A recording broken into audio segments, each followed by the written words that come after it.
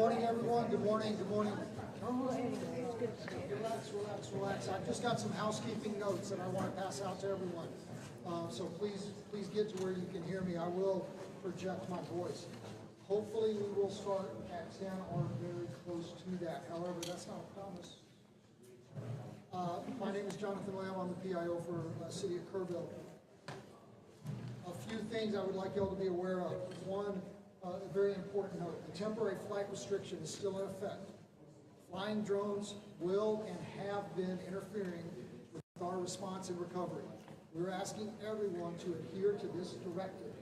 You are not allowed to fly drones anywhere over the river court, anywhere in Kerr County, because they are interfering with rescue operations. Next, media hour. It's our intent to set aside an hour each day to make some of our leadership available for one-on-one interviews with y'all. This is above and beyond these daily prep conferences that we're doing here. These interviews will be 3 to 5 minutes in length, and we're going to hold those between 1 and 2 p.m. Obviously, we won't be able to accommodate every outlet. If you're an affiliate, we ask that you coordinate among your colleagues from your network. You can request interviews by emailing our Joint Information Center at JIC at kerrvilletx.gov. That's JIC at kerrvilletx.gov. And I'll repeat that again in just a minute. Our unified PIO team will confirm your interview, your time, and who you're going to be able to interview at least an hour in advance. You're welcome to request specific leadership, such as the sheriff, the city manager. However, due to the fluid nature of response and the quantity of requests that we're likely to get, we cannot commit to honoring 100% your requested interviewees. Footage. Our joint PIO team will be in the field today, and we're going to be collecting images and B-roll of response and recovery efforts. As soon as it can be made available, a link will be emailed from our JIC email address for you to download material for your own use. Contact information. If you signed in yesterday and provided us with your contact information, you should be part of our media list and should have received a confirmation email last night. If you did not get on that list and you want to be part of our media list, please email JIC at kerrvilletx.gov. That is JIC at KERRVILLETX.gov.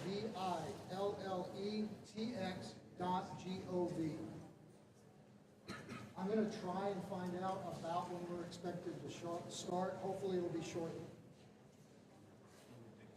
Thank you all.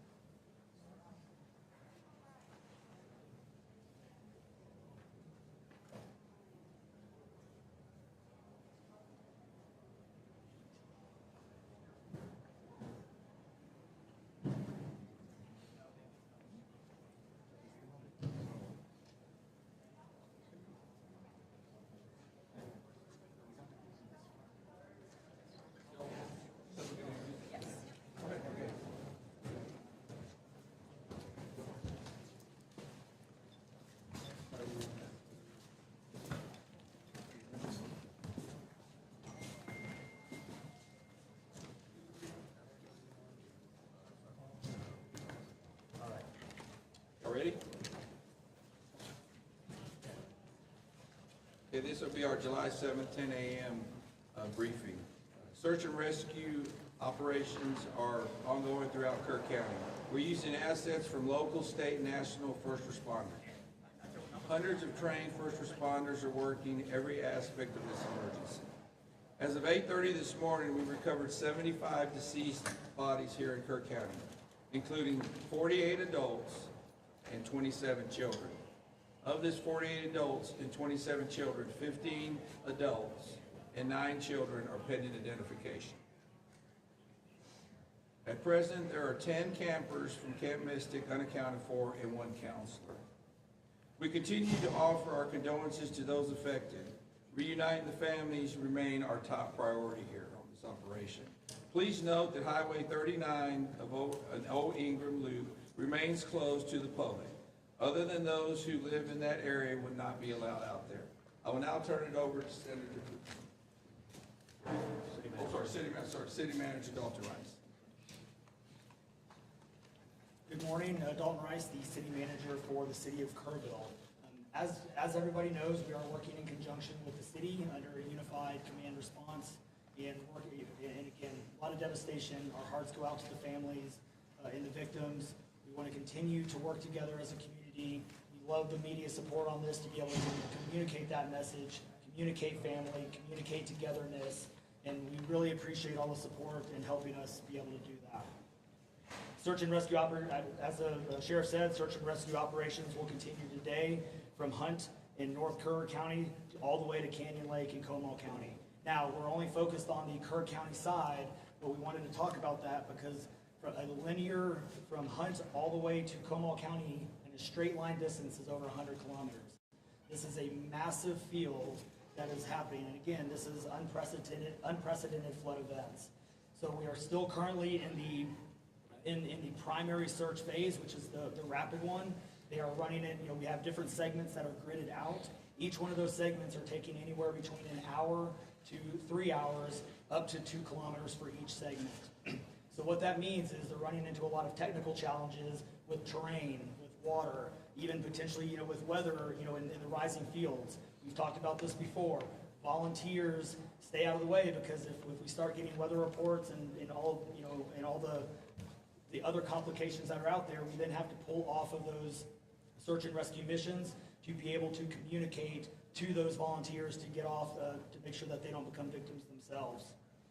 Those operations involve 19 different local and state agencies, in addition to conducting primary and secondary searches. They will be conducting welfare checks on areas in North Kerr County impacted by power outages. And when we say search and rescue operations, that is boat, walking, on the ground, dogs, drones. Again, keep personal drones out of the air. Helicopters. We do have other assets that are continuing to search as well. As of present, KPUB, which is the Kerrville Public Utility Board, is reporting continued power outages between Hunt and Ingram along the South Fork of the Guadalupe River in Hunt. In the South Fork area, there are approximately 40 down power lines and significant infrastructure damage. KPUB has brought in additional utility personnel to help with restoration, but it's not possible at this time when the power is going to be restored. There are some substations along with those power lines that we are still trying to get access to just from debris buildup or them being completely wiped out. So we do not have an estimated time on when those are going to be fixed. We continue to have substantial number of requests for volunteers, as I said before, and donation opportunities. We are asking those who want to volunteer to contact the Salvation Army in Kerrville by phone at 830-465-4797 or in person at 855 Hayes Street in Kerrville. Monetary donations can be made on the Community Foundation of the Texas Hill Country's website at www.communityfoundation.net. They have a Kerr County Relief Fund set up on that site. And I will now turn it over to the Mayor, Joe Herring. Thank you for being here. I need to tell my community and those families who are waiting, this will be a rough week. Primary search continues, and we remain hopeful every foot, every mile, every bend of the river. Our work continues. You need to know that we have been blessed with help from the community, from the state, and the nation. We have trained experts who are helping in this effort. If you want to volunteer, it is important that you contact Kerrville Salvation Army and register. Dalton gave that number, but I'm going to give it again. 830-465-4797.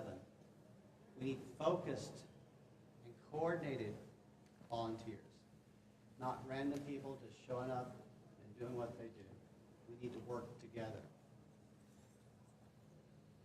As Dalton said, donations have been flowing in from around the world to the Community Foundation. Again, that website is communityfoundation.net. Please follow the City of Kerrville's Facebook page for updates. They're accurate. We take a lot of time to make sure we send out information that will be helpful, not only to residents, but those who are visiting. I've said this 100 times, and I will say it again. We need your prayers. We need your prayers. Thank you. And now, Senator Ted Cruz.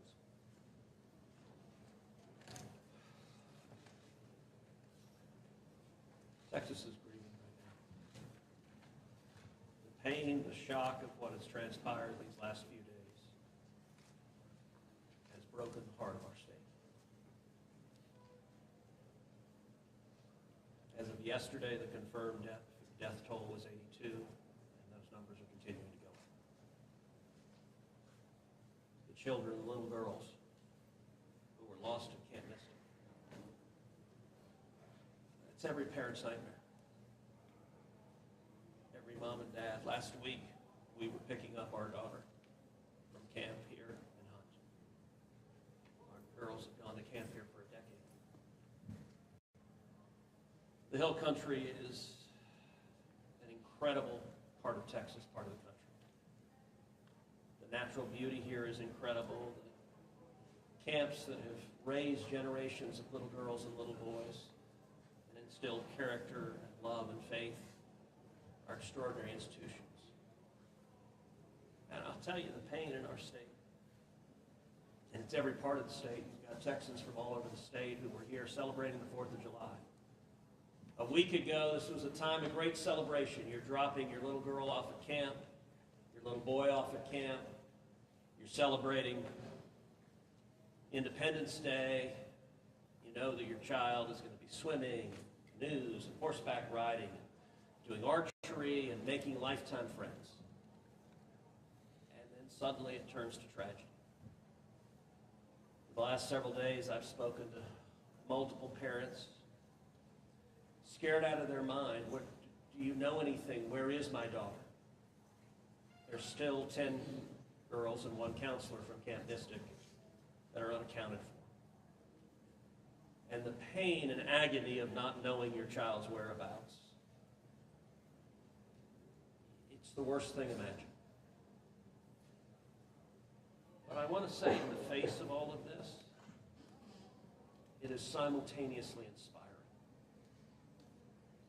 Every time there's a tragedy, every time there's a natural disaster in Texas, Texans come together. Texas is a big state. We got 31 million people, and we have hurricanes, we have tornadoes, we have wildfires.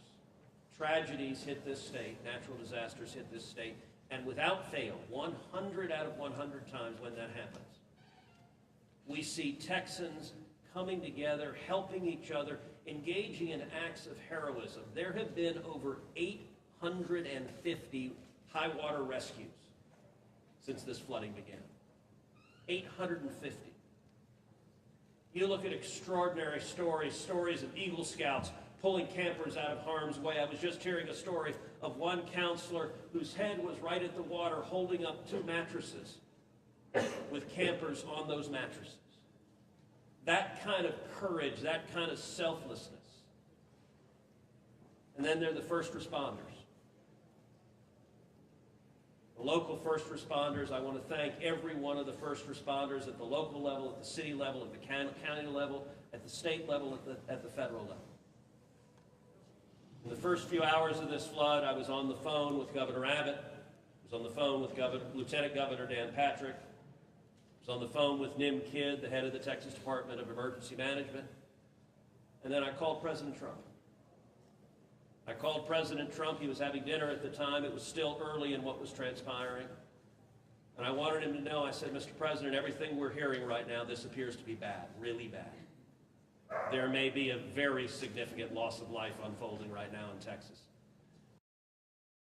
The President said, Ted, anything Texas needs, the answer is yes. Whatever assets you need, whatever resources you need, yes, let us know, and we will provide everything.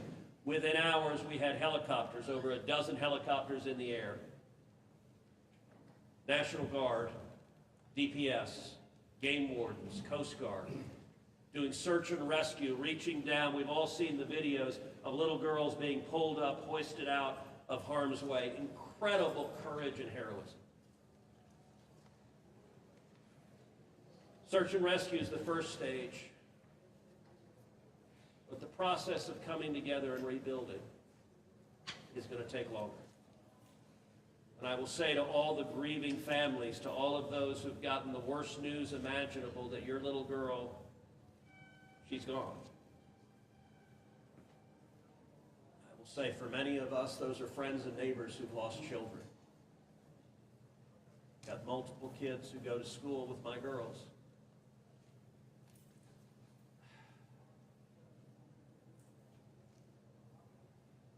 The mayor asked for prayers. I want to say thank you to the millions of Texans, to the millions of Americans, to the millions of people all over the world right now who are praying for Texas and praying for those parents. Going through this grief, it is going to take love, it is going to take friends and family embracing and hugging and holding them while they weep. And it's going to take the church. With every disaster, one of the things we see here in Texas is the church steps up and the church helps and the church feeds and clothes and comforts. This morning I met with a group of chaplains who've been going through the incredibly difficult process of talking to mom and dad after mom and dad who just lost the most precious person they ever knew. And those chaplains are just trying to love them and show God's love. So I want to say we will come through this. To those in the midst of grief right now, that might seem hard to fathom. But Texas will come through this. And I just want to say thank you. I want to say thank you to these gentlemen here who are working. They are not sleeping. They are working every day. Thank you to the families. Thank you to the Salvation Army. Thank you to everyone who is just reaching out and saying, how can I help? We will come through this, and we'll come through this together. Thank you. And now we'll take questions. Senator, you talked about how you know kids here, how you've taken your own kids to camp. Was it ever communicated to you that there was a need, that it was a priority to have a warning system so people had a chance to escape something like this? Well, listen, I think anytime you're dealing with major rivers, there's a risk of flooding, and there's always been a risk of flooding, particularly on the Guadalupe River. I will say, in the wake of every tragedy, there are things that are predictable. One of the things that's predictable is that you see some people engaging in, I think, partisan games and trying to blame their political opponents for a natural disaster. And you see that with the hurricane, with the tornado, with the wildfire, with this flooding, where people immediately say, well, the hurricane is Donald Trump's fault. You know, look, I think most normal Americans know that's ridiculous. And I think this is not a time for partisan finger pointing and attacks. Now, after we come through search and rescue, after we come through the process of rebuilding, there will naturally be a period of retrospection where you look back and say, okay, what exactly transpired? What was the timeline? And what could have been done differently to prevent this loss of life? And that's a natural process. I think it should not happen in a bitter and partisan sense, but it should happen in a reasonable sense of saying, what lessons can we learn? And I will give an example. You know, Houston's my hometown. You live on the Gulf Coast, we get hurricanes. That's part of living on the Gulf Coast as hurricanes hit. And I do think Texas as a whole has learned over time how to deal more effectively with hurricanes. And so you look here, we know the National Weather Service put out an emergency warning just after 1 a.m. and a second emergency warning just after 4 a.m. Now, obviously, most people at 1 a.m. and 4 a.m. are asleep. And so I think we will have a reasonable conversation about, A, are there any ways to have earlier detection? And some of that, the limits of a flash flood, they're very difficult because they can arise so quickly. But everyone would agree in hindsight, if we could go back and do it again, we would evacuate particularly those in the most vulnerable areas, the young children in the cabins closest to the water. We would remove them and get them to higher ground if we could go back and do it again. Obviously, everyone would. The people in RVs by the river's edge. We know in disasters like this, RVs and mobile homes are particularly susceptible, whether a flood or a hurricane or a tornado, they're particularly susceptible to that. And so my hope is, in time, we will learn some lessons to implement to next time, and there will be another flood, there will be another disaster. But next time there's a flood, I hope we have in place processes to remove especially the most vulnerable from harm's way. But I think that's going to be a process that will take a careful examination of what happened and how can we implement processes better in the future to prevent this same loss of life. Senator, there were claims that the National Weather Service sent that first flash flood warning that should have alerted phones at 1:14 in the morning.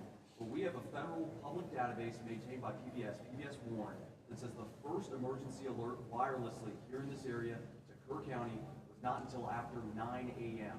That was more than 4 hours after the severe flooding had come to this area.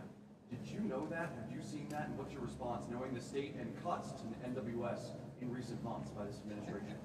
So I don't know the source for what you're saying. All of the public reporting I've seen is that there were two alerts that went out, one just after 1 a.m., one after 4 a.m. You know, I can tell you, I talked about the partisan finger pointing.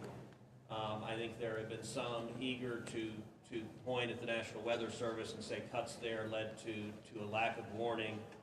I think that's contradicted by the facts. And if you look at the facts in particular, number one, that these warnings went out hours before the flood became a true emergency level. But number two, the National Weather Service here, New Braunfels is where they were headquartered. They had additional manpower. In fact, they had 3 additional people working that night, anticipating that it was going to be a very dangerous weather situation.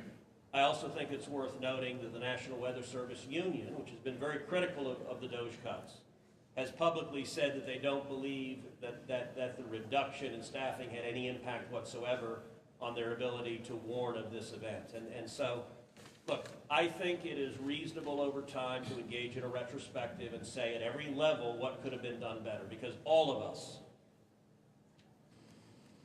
would want to prevent this horrific loss of life. But I think just immediately trying to use it for either side to attack their political opponents, I think that's cynical and not the right approach, particularly at a time when we're dealing with a crisis and we're dealing with grief. But does this make you question whether there should be cuts at the National Weather Service and FEMA? I know you've been supportive of FEMA. Look, I am very supportive of FEMA. I'm very supportive of the National Weather Service. They both perform essential roles, and I think it is critical in every federal agency, particularly when you're dealing with public safety, that we make sure that critical roles are maintained. That's a longer and broader discussion, but as I said, everything from the public evidence indicates that was not a contributing factor to what Is occurred. it possible to get Dalton in just to talk about that and what the National Weather Service alerts? Because there were escalating forecasts throughout the day from the National Weather Service. What did the emergency managers of the county and other local officials do with that information? Starting at 1:15 and onward, where you had the dire river forecast at 6:30, were emergency managers doing anything to put any processes in place to warn people on the river? So overall, we were preparing for the July 4th, weekend. So we had National EMR on site. We were basically stood up kind of an incident command post, if you will, to prepare for that event. So most everybody was kind of up, looking at weather. We looked at the weather before. When you looked at the National Weather Service, flood map, it spanned all the way from the west side of Texas, with Kerr County kind of being in that upper northeast corner of it. And so everybody, including the National Weather Service, was looking at where's the rain going to hit. We know it's somewhere in here, but with rain, especially when you're dealing with terrain, you got to figure out. Sometimes you don't know until it falls. So once it starts falling, then you got to figure out, okay, how's the watershed going to do this? How's the science going to work? And when you have that north and south fork that we had talked about before, it all converged into one. We do know that a lot of the camps were looking at this just as much as everybody was. With the rainfall percentages, even the National Weather Service had looked at, and don't quote me on the numbers, but it was anywhere between 1 to 7 inches. We got significantly over that. And again, when it goes into very congregated areas and how that watershed shifts into the rivers, that impacts things. And so the camps, obviously, we've heard stories where campers were getting up. They were up at 3:30 in the morning. They were trying to move to higher ground. That's the head. And the other interesting part of the terrain, when we talked to UGRA folks as well, this is the headwaters of the Guadalupe. This is the beginning. This is where everything forms when it comes into the North and South Fork. And so as those things develop, it develops very rapidly, very quickly, and this rose very quickly in a very short amount of time. And so those campers that were able to do that, it worked. There's been the other question, I'll just give this one out. Evacuation. Well, why don't we evacuate? Well, evacuation is a delicate balance, because if you evacuate too late, you then risk putting buses, or cars or vehicles or campers on roads into low water areas trying to get them out, which then can make it even more challenging, because these flash floods happen very quickly as well. And certainly we saw that in 1987, but was there any discussion about evacuation earlier when it wasn't too late? Was there any discussion about that among the officials? So repeat your question. Was there any discussion to evacuate or activate any emergency plans before it was too late, where it would be very dangerous? Well, so again, just like disasters in Texas everywhere, it's very tough to make those calls, because what we also don't want to do is cry wolf. We don't want to make sure that we activate it at the right time. It is very difficult, very challenging, especially with this. We're looking at 100 kilometers, right? That's a big straight line distance. That's not even along the river. These areas take a lot of time to get out to. So even when first responders were on the ground at 3:30 in the morning, and we had reports, we had first responders that were getting swept away, actually responding to the first areas of rainfall. That's how quick it happened. First responders who have experience, who are Swiftwater qualified, were driving as soon as the rain started falling, were driving to these areas, and one of them got swept off the road.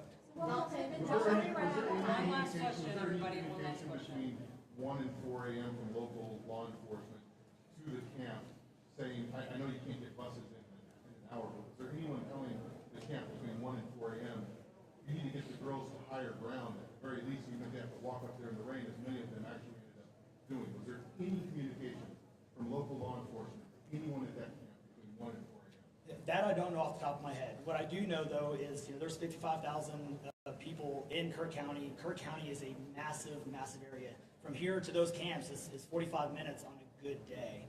And so, obviously one of the big challenges that we have, even when you have cell service, a lot of those areas don't even have cell service. Radio communications towers, radio towers within the hill country becomes very challenging. So there's a lot of areas, especially when weather comes in, where cellular towers are down or you already have bad service. So there's a lot of factors that play and a lot of variables in there on communication that, again, I think as we work through this process, we know everybody has a lot of questions regarding what are the next steps and what's next. And I think all of these are all great questions. And as we continue search and rescue and as we continue to move to the next step, we definitely want to dive into this process. We know everybody has a lot of questions regarding what are the next steps and what's next. And I think all of these are all great questions. And as we continue search and rescue and as we continue to move to the next step, we definitely want to dive in and look at all of those things, from cell service tower to radio communications, or emergency alerting. Any of those things, I think we all really need to take a look at and review. We can get the search and rescue and stuff complete. In regards to the total number, before I say anything else, I just want to say thank you to you, all the first responders, everyone involved. We've been praying. Thank you. We've been praying. The media's been praying. Thank you guys for doing that. I I've got two questions. One for you, try to get an accurate count on number of missing. I know you can't, I know we don't know we don't know what we don't know. Yes. But do we know a rough idea on total estimates that are still missing overall throughout the county? And then one other follow-up, this may be for Senator Cruz. A lot of speculation is being made about this being somehow man involved with the weather modification, with some of the rainmaker technology, working with farmland. Do you think any of that, is there going to be any investigations into that, or can you communicate anything on that? Let me answer your first question. I'm definitely turning that second one over to him. So on the first question, with missing persons, so obviously we have the knowns, the can't miss it kids, which is the numbers coming down as the sheriff has stated, and then we have the unknowns. But we don't know what we don't know. We actually have a 5 hotline line. It fluctuates between 3 and 5, but we're working on it. We get calls 24 hours, 7 days a week. We haven't hit the weeks yet, but we're still, taking in calls. We are collecting all that information. So we don't have a solid number that we're willing to talk about right now. We do know that it is a lot, because we also are getting a lot of fake calls. You're looking. This is a worldwide discussion, and we're dealing with scammers. Victims' families are being reached out to, saying that they have their kids pay me money. It's heartbreaking. It's absolutely heartbreaking. We're dealing with with mental health issues, where people are calling saying they have visions. All of these things we're dealing with on a day-to-day basis, and we're having to vet this information, and it becomes very taxing on our people. Again, this is an extremely heartbreaking. This is, if not the worst, one of the worst, disasters in this region in a very, very long time, even beyond 1987. And but we're Would best estimate give it like dozens or hundreds, or just to give people an idea? a lot. So, Follow-up, yeah, let me. Yeah, Not to get into the weeds on, people are asking lots of questions, and where should we start the investigation at? To the best of my knowledge, there is zero evidence of anything related to anything like weather modification. And look, the internet can be a strange place. People can come up with all sorts of crazy theories. What I know is a reality is that a whole lot of Texans are grieving right now.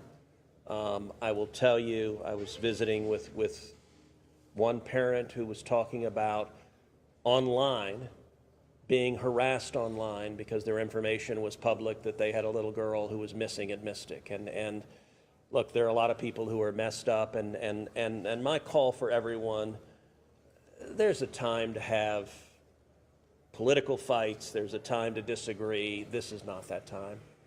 This is a time just to reach out, support each other, go volunteer at the Salvation Army, give them money, go volunteer at your church, you know what I did when this happened? Just go hug your kids.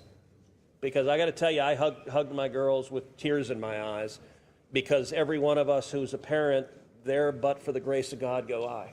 And nothing will fill the void in these moms and dads' hearts, but they'll make it through it. And every one of us, we have an obligation to come through and help them make it through it. And look, Texas will come through. And let me say, Kirk County, the Hill Country is incredible. It is beautiful. And these summer camps, Camp Mystic is an incredible Texas institution.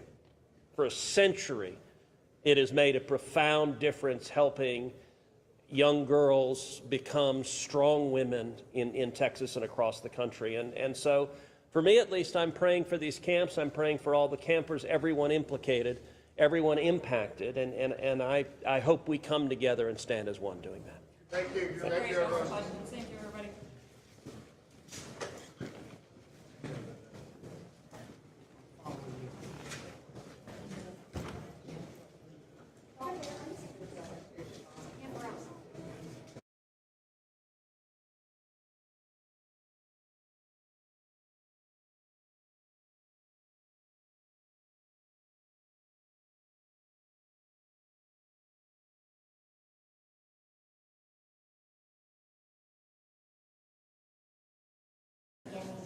You bet. TFR is still in effect. You can't have the media flying drones. They have interfered with our air operations in massive stuff.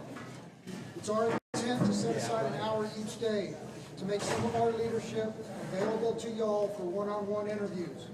This is above and beyond these daily press conferences. These interviews will be 3 to 5 minutes in length, and they're going to be held between 1 and 2 p.m. Obviously, we won't be able to accommodate all outlets each day. So if you're part of an affiliate, we ask that you coordinate with your colleagues from your network and submit one request, and then share that. You can request interviews by emailing our Joint Information Center at jic@kerrvilletx.gov. One more time, that's jic@kerrvilletx.gov, and I'll repeat that again before we're done. Our unified PIO team will confirm your interview, your time, and who you're going to be able to interview at least 1 hour beforehand. You're welcome to request specific leadership, such as the sheriff or the city manager. However, given the fluid nature of response and the quantity of requests that we're expecting to get, we cannot 100% guarantee that you're going to be able to speak to the interviewee that you would like to. Footage. Our PIO team will be in the field today, and we're capturing images and B-roll of response and recovery efforts. As soon as it can be made available, a link will be emailed out from our JIT email address for you to download materials for your own use. Contact information. If you were here yesterday, we passed around a sign-in roster. If you signed in yesterday and provided us your contact information, you should be part of our media list, and you should have received a confirmation email last night. If you did not get that email, or if you were not on that list, you can be part of our media list by emailing us at jic@kerrvilletx.gov. One more time, jic@kerrvilletx.gov. I don't know the time of the next press conference. As soon as we have that information, we will push it out through our social media. Thank you all. Jonathan?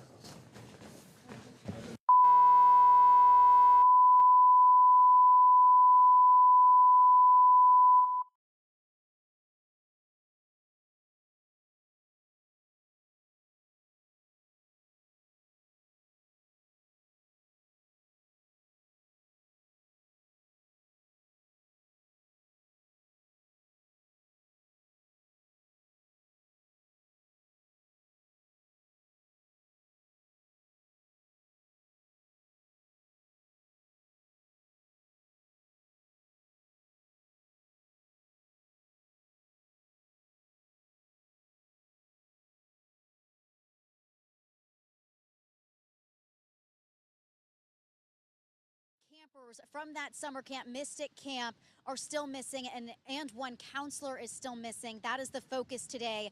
The search and rescue crews have committed to not stop until everybody is found, and they're still holding out hope that people could be found alive.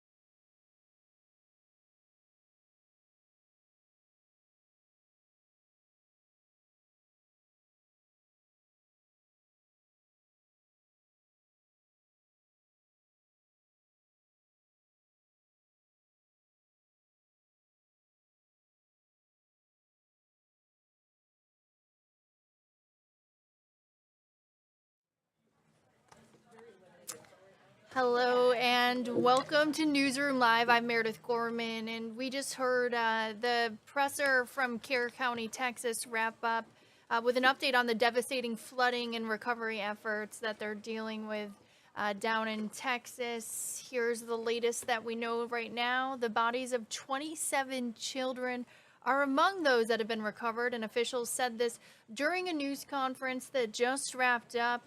10 campers and 1 camp counselor remain missing, is what officials just said. They previously had said the death toll in Kerr County was 68. It's now at 75 people. Now, 10 other deaths have been reported in other parts of Texas as well. Now, there is still storms brewing down in Texas. Forecasters issued a flood watch for San Antonio and Austin for slow-moving, heavy rainfall that's expected to reach up to 4 additional inches, is what the National Weather Service said. The flood watch lasts through 7 p.m. local time tonight. We've heard over the past day or so that heavy rains were expected to hit that same area where the floodwaters swept through Camp Mystic earlier in the weekend. So again, the storm situation there has yet to be resolved or yet to stop. The 10 a.m. Central news conference that we heard was the first official update since Camp Mystic officials confirmed early this morning that they sadly lost 27 campers and counselors when that wall of water swept through the campground in the middle of the night while these people at camp were sleeping. Now, the floods were at their worst, again, when many people were asleep. Now, the Texas Hill Country in the central part of the state is naturally prone to flash flooding due to the dry, dirt-packed areas where the soil lets rain skid along and the surface of the landscape, it kind of doesn't really absorb that water, if you will. So Friday's flash floods from the 4th of July started with a particularly bad storm that dropped most of its 12 inches of rain in the dark, early morning hours. And again, the weather has not cleared up there at all yet. Now, survivors have described the floods in the area that they experienced in the middle of the night when the floods first hit as particularly bad and as a pitch black wall of death. And they said they received no emergency warnings. This is something that's received a lot of, flack right now from people in the public as they try to figure out, people are starting to point fingers about how could this have been prevented.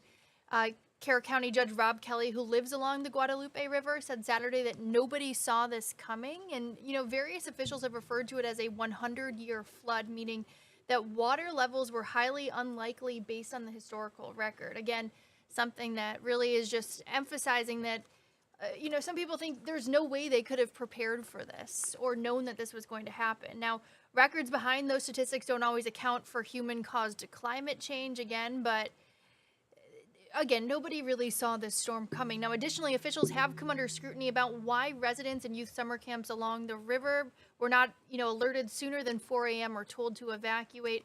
Officials said that the public can grow wary from too many flooding alerts or, forecasts that turn out to be minor. So they were more or less, trying to balance that with needing to alert people. And I think, we do see forecasts that can be a little bit alarmist to people sometimes, and people start to not take them seriously, or they think, it's not going to be that bad. But again, from what officials are saying, even with the forecast, there was no way that anyone could have really known that it was going to be what they're calling a 100-year flood. Now, Kerr County officials said they presented a proposal for a more robust flood warning system, similar to a tornado warning system, but that members of the public reeled at the cost of it. Again, I'm sure there will be, changes down the line after such a tragedy struck here in terms of the warning system, but that's what we're learning right now. And the search and rescue efforts are still ongoing. Search and rescue teams are still holding out hope that they may be able to reach some survivors, but organizers at a staging area in Center Point said more than 1,000 volunteers have been directed to the area about 8 miles south of Kerrville, and more are being sent. So the recovery and rescue operation efforts are still underway, and it sounds like more and more people are being brought into it compared to when this situation first started. But like we touched on earlier, the weather still hasn't cleared up down in this area of Texas, and it sounds like, you know, with this additional rain forecasted, it's still going to be difficult in terms of search and rescue efforts. But again, crews are still searching for victims of this catastrophic flooding in Texas from the 4th of July weekend. Killed over 80 people, including 27 campers and counselors from Camp Mystic in the Texas Hill Country. Now, again, the floods swept away people sleeping in tents, cabins, and homes along the Guadalupe River. And again, it was a holiday weekend, July 4th weekend, so a lot of people who, you know, had the weekend off were spending it camping out or going down to this area with their family and friends. And then, of course, there were those campers who, you know, were sent by their parents to sleepover camp. So yeah, now again, search efforts continue in this challenging terrain and really rough weather. There's 41 people unaccounted for right now across the state. And, you know, 28 children are among those bodies found in the Hill Country area, according to Kerr County Sheriff Larry Latha. Now, survivors who fortunately escaped from these floods, you know, all have had these extreme stories of how they had to, you know, try to reach safety. You know, some of them said they were clinging to trees and seeking refuge in attics.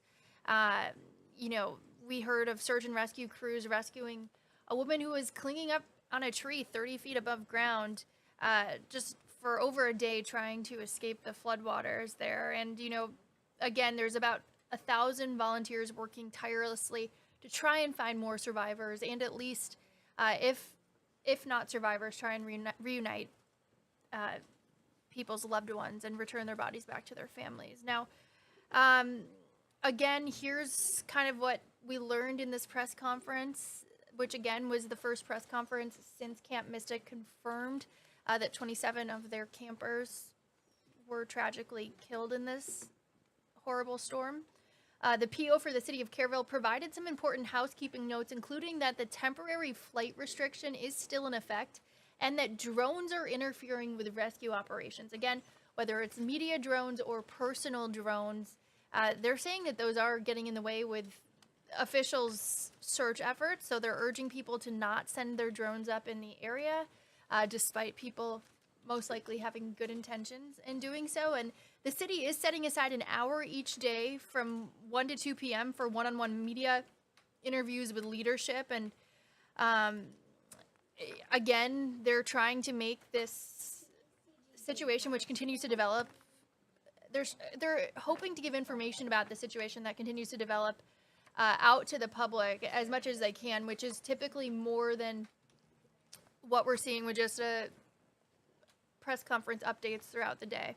Again, search and rescue operations are ongoing throughout Kerr County. Individuals, hundreds of them, hundreds of first responders out there trying to rescue survivors and recover those who were lost in these floods. And again, as of this morning, 75 deceased bodies have been recovered, with 48 adults and 27 children among them. Now, the city manager, mayor, and Senator Ted Cruz all provided updates on the ongoing situation this morning, and they all expressed condolences and emphasized the need for community support and prayers during this difficult time. And again, Senator Cruz discussed the challenges around these early warnings and evacuations, which again have been facing backlash as people wonder if, you know, this tragedy or parts of this tragedy in terms of it being so deadly could have been prevented. And he said that this area will be an area for further examination, but he cautioned against, you know, partisan finger pointing at this stage. He said, let's just keep politics out of this and, you know, grieve those who were lost and continue these search and rescue operations here. But again, the weather has not really let up in Texas yet. And we're actually, speaking of this bad weather, expected to have some remnants of a tropical storm here in New York coming this way. The remnants of Tropical Storm Chantel are expected to bring heavy rain, strong winds, and potential flash flooding to the New York City area and parts of New Jersey. The National Weather Service is highlighting a marginal risk for New York City and a slight risk for New Jersey in terms of any flash flooding that we can see. Again, encountered that, numerous times over the years. So it is something to keep an eye out for. If you've spent any time outdoors today, you've noticed it's humid outside. You can feel the moisture in the air, and it looks like we may experience thunderstorms, at least in Manhattan, in the next couple of hours. Skies are gray and whatnot, but scattered showers that are capable of producing locally heavy rainfall are forecasted with possible rainfall amounts of 2 to 5 inches. And again, isolated thunderstorms or isolated severe thunderstorms can't be ruled out according to the National Weather Service. Again, even when it rains 2 to 5 inches, some of those low-lying areas of the city and, bottom of hilly areas flood very quickly. So if you're driving, that is something to keep an eye out for as well. Now, it's also extremely hot in the city and around, the tri-state area. Heat advisories are in effect for parts of New Jersey from Monday morning to Tuesday evening, with a high chance of showers and thunderstorms throughout the week, particularly in the afternoons and evenings. Again, we may see those thunderstorms coming through this afternoon here in New York City. Now, the weather forecast also includes a mix of partly sunny and mostly cloudy conditions, with temperatures ranging from the mid-70s to mid-80s and varying chances of precipitation each day. But again, over the weekend, central North Carolina experienced significant flooding, prompting a state of emergency in Orange County due to heavy rain from Chantel, which made landfall in South Carolina and caused major flood stages and water rescues. And again, those remnants are potentially going to hit this tri-state area over the next couple of days. Now, this week when you look at the forecast, I mean, it looks like every single day until Saturday night, we're expected to potentially see some rain. So again, something to prepare yourself for if you are expecting to be driving anytime soon. And we actually have a hurricane preparedness press conference from the FCC going on right now. Let's tap into that if we can hear a little bit more of what they have to say amidst all of this severe weather affecting the country.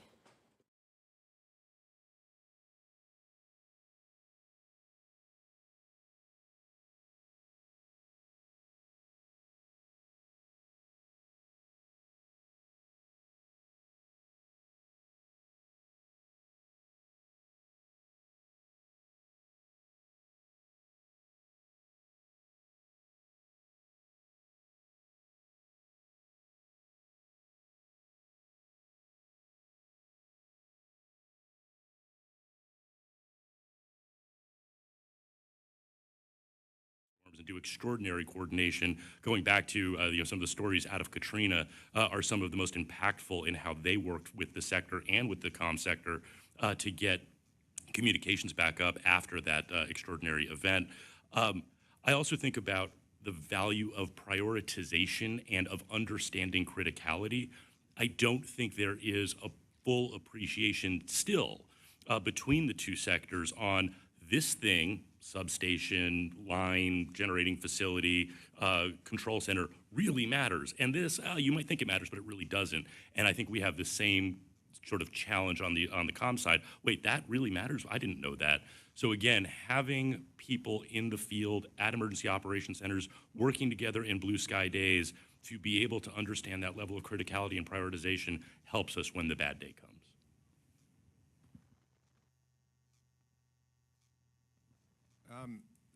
One of the issues that was raised in the first panel is that within both of these sectors, you have,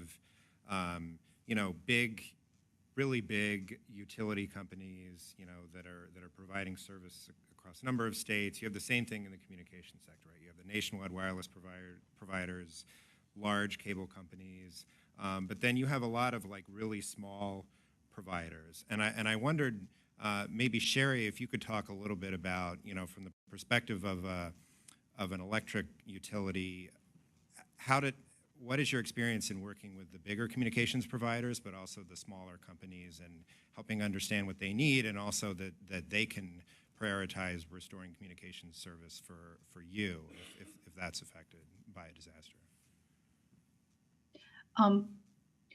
one of the best things you can do is talk before the storm and identify those data centers, critical connections for you guys in the communications world.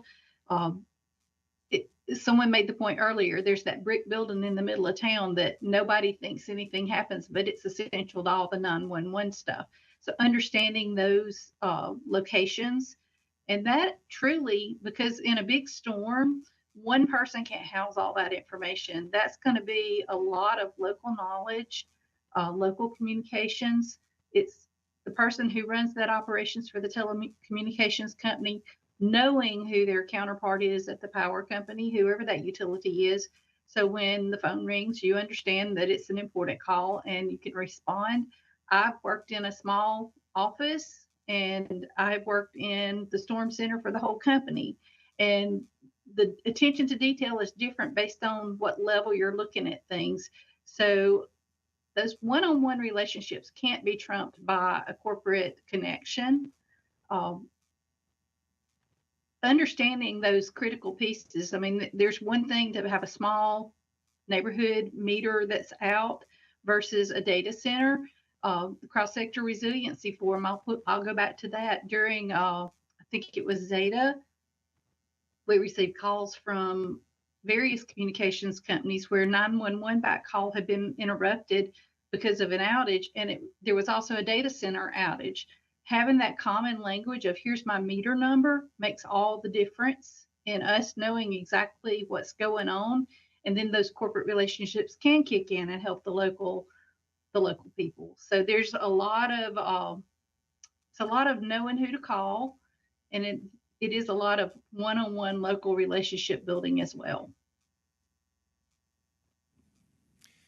Thanks. And I think, I mean, one of the reasons we wanted to have you, Sherry, and Tom on this panel is because you have this somewhat unique situation where you're both part of the same corporate parent, providing both power and communication services. I wonder, Tom, if you could talk a little bit about how that works for Southern Link. You know, when because I know you cover a lot of the same area that is also covered by the power companies that are owned by Southern Company, and how that process of working together to remediate issues looks in practice. Yeah, I'd say, thank you, Lana. It really works in two different areas. One is kind of pre-storm, having at least biannual meetings with our storm centers at Mississippi Power, Alabama Power, Georgia Power. So we've got strong relationships with them. We're included in all the tabletop exercises. So we just had a cybersecurity and storm exercise we went through, and just making sure that, like you said, talking the same language, because telecommunications is definitely different than the utility speak. And so knowing how to communicate and prioritize, ahead of time is good. We really work on ahead of time in terms of the staging areas. So we know where Alabama Power, Georgia Power, Mississippi Power, where their staging areas are. So we, check our communications to those. We know if there's a disaster hitting the Gulf Coast, we know where, folks are going to be staged, and just making sure we've got extra redundancy at those areas so that they can communicate when they have masses of people in an area.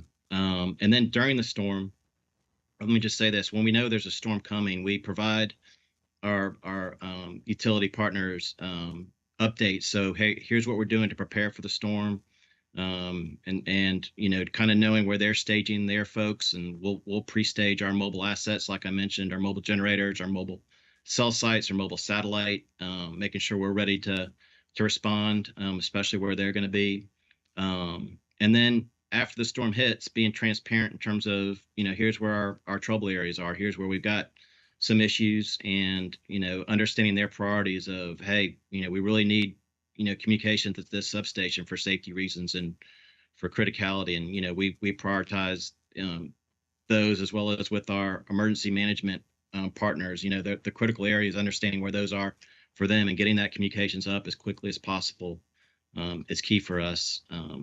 I say, in general, we've just got a utility mindset when it comes to storm response. So it's work safely, number one, but also we're going to work 24/7, getting things back up and running as quickly as possible. And I guess just being transparent, communicating the priorities, understanding those has been key for us and being successful with that. And I'll just chime back in on what Tom's saying.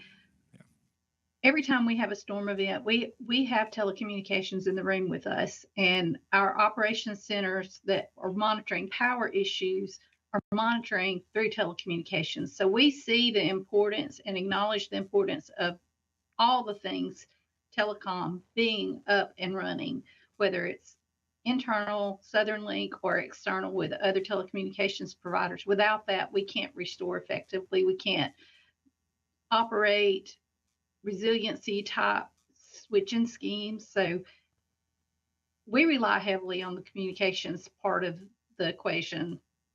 To the point made earlier, we're your customer, you're our customer. So that is key, and we're watching that all the time, and we're testing things on a routine basis, on a daily basis. So we've been talking a lot about collaboration between the power and communication sectors.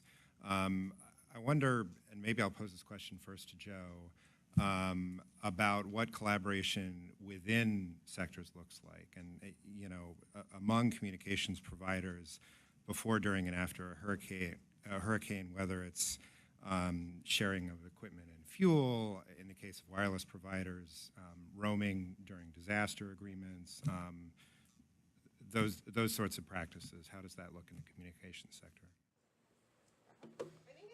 Once again, thank you so much for tuning into Newsroom Live. I'm Meredith Gorman, and if you're watching on Fox Local, make sure you stay tuned in for the noon. We'll have all of your updates in the tri-state area here out of New York, and we'll continue streaming live local and national events on our YouTube channel in the coming days, so make sure to tune in to that as well. And thanks again for watching as we talk about, the storm that hit Texas and had a lot of tragedies associated with that, and of course, potentially the inclement weather heading our way here in the tri-state region.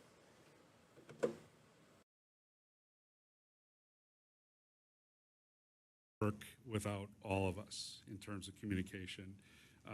So with the wireline companies doing backhaul for the mobile wireless carriers and nationwide carriers, to them providing obviously services to our folks.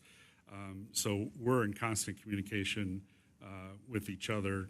I would say the largest 7 ISPs have regular communication and participate in tabletop exercises with the government and with each other on a fairly regular basis. So we learn a lot from one another, and we know what to expect during a major incident. And one thing that occurred to me when I was listening to the panel one is resiliency is in our DNA. It's in the DNA of Charter, it's in the DNA of Lumen, of AT&T, Verizon, T-Mobile, so on and so forth. It has to be, because in order for us to maintain the networks, we have to make sure that we're out there and we're working closely with one another to make sure that we get everything back up and running as soon as possible. And so when you're actually in the midst of a storm, I mean, is there mutual aid that happens among those companies or with other communications providers? So informally, yes. I would say if a particular, I mean, there are numerous instances where a generator has been loaned from one company to the other. There's been issues where fuel, say Charter has fuel and AT&T doesn't, or another company. Yes, we've done that. We will do that. We recognize that. We're all interconnected, so it's in everybody's best interest to help one another during the event, before the event, and after the event, learn from the events as well. I don't know, Scott, if you want to talk about sort of intra-sector collaboration in the power sector. Sure. I'll do it as quickly as I can. I'll say it this way. So each segment of the sector, the investor owns, the municipals, the cooperatives have their own mutual assistance networks, but we increasingly work together to make sure that we are supporting the communities that are without power. Maybe the best way to talk about the coordination that happens is to talk about some of the storms. You all have seen, Helene and Milton has been talked about a lot this morning. 50,000 workers from all across North America, 41 states in the District of Columbia, plus Canada, descended on the affected area to restore power. One of the ways that I simplify talking about our culture of mutual assistance is, and this really does oversimplify it, so you have to access the impacted area. That's sometimes easier said than done. You have to assess the damage, and then you get thousands of people to help restore power, and that is fixing transmission lines, fixing distribution lines, fixing anything else that might have gone wrong, and working with customers in the field, or working with critical customers in the field to make sure that we are starting with life-saving work, first responders, hospitals, things like that, getting to life-sustaining, things like grocery stores and other critical functions in the community, and then ultimately life-sustaining, or life-supporting rather, where we're just kind of getting to back to regular life. But like I said, what I just said in maybe a minute, depending on the severity of the damage, can take hours or it can take days. The other thing that I think is important to talk about is not just the unity of effort, all of the people that are coming to restore power from all across North America, but also that unity of message. And the reason I mention message, it's not reputational, it's to be able to communicate to customers. There's a really big difference between a 2-hour outage, a 2-day outage, and a 2-week outage. And so helping people understand what to expect. You would be surprised at how resilient the American people are as long as they know what to do. If they think it's going to be a 2-day outage, but it ultimately lasts a week, they're going to be angry. But if it's a 2-day outage and it lasts 18 hours, well, they felt really good about that because they were ready to deal with being without power for 2 days. The power got back on more quickly. Life is returning to normal. It may not be comfortable. It may not be ideal, but those basic life-saving, life-supporting, life-sustaining activities are being supported. So anyway, it's a culture of mutual assistance that has evolved over the last 140 years. It continues to evolve because expectations and needs evolve, but that's sort of how the electric power sector approaches mutual assistance and storm response in particular. So we're coming up on the end of our time. So I think maybe what we'll do is just sort of go around the panel and if each of you could just share your thoughts in response to a fairly broad question, which is what advice do you have for communications providers, utilities, other stakeholders that are looking to create and grow, maybe some of the stakeholders that aren't as active in some of these cross-sector CISA-led, other state and local emergency management-led groups. How can they get involved, and what can they do to make sure that they're well positioned for the next hurricane? And maybe I'll start with Sherry, and then Tom, and then we can wrap up with the folks here in the room. Yeah, thank you. I would say the one thing that I would advise any communications company or other utility that owns some kind of fiber is make sure your equipment is well labeled and well marked at all pole locations possible, because if we don't know who it is, it's going to be overlooked as unimportant. There was a lot of finger pointing during Michael on who caused what outage and why and when. It doesn't really matter at this point, but going forward, what you can do is make sure your cables are clearly marked, and that's true for a small company or a huge company. Knowing who it is allows someone in the field, no matter what background they are, why they're there, to understand the importance of what it is, and that it's active, it's important, and it doesn't need to be damaged or broken, because it could be 911 equipment that is out. The other thing I would encourage is talk to those people before the event. I mean, we've talked about it all day long. Blue sky days are the days to be talking about what's important and why it's important and who to contact when it's out. Thank you, everybody. Thanks, Sherry. Hey, thank you. I guess just a few words of advice. One would be, and we've kind of hit on it, is number one, it takes effort to build the relationships with utilities and emergency management offices. I mean, that, being a part of tabletop exercises with them, forming relationships, takes effort. And, I know at least with myself, we've got our own day jobs. And so it does take a lot of extra effort to get those relationships and keep them. The other thing is that, just communicating during disasters is a recipe for maybe mistakes and not being as timely. So, making sure that you're communicating timely. And last thing is having formal roles in your emergency response plan. I know everybody's got formal roles for that, but having that include, who's going to be at the local utility office during a storm, who's going to be at the Emergency Management Association, having those roles and backups defined. And so to include that, not just your normal emergency response plan, but also communications with your partners is key. So I guess those are my 3 words of advice. Thanks. Joe, you want to start? Great. So I guess I have 3 things as well. You talked about the smaller providers and how they can be engaged. One of the things that we do with the Communication ISAC is all of the major trade associations, including ACA Connects, NTCA, we had their CEO on the panel this morning, NCTA, US Telecom, CTIA, they're all members of the Communication ISAC. So that's a conduit for the smaller providers. Secondly, in terms of advice I would give is make sure that your operational folks within the power companies and the comms companies are developing relationships at the street level, because that will be hugely, to Scott's point earlier, DC does not have all the right ideas or all the answers, and they don't have the screwdriver that gets down to the end. So totally agree with that, and making sure you have the right people with the right skill sets involved in those discussions. And I had a 3rd one, but I lost it, so I'm going to let it go. Thanks. Thank you. First recommendation, if you're not a member of the Comms ISAC, join the Comms ISAC.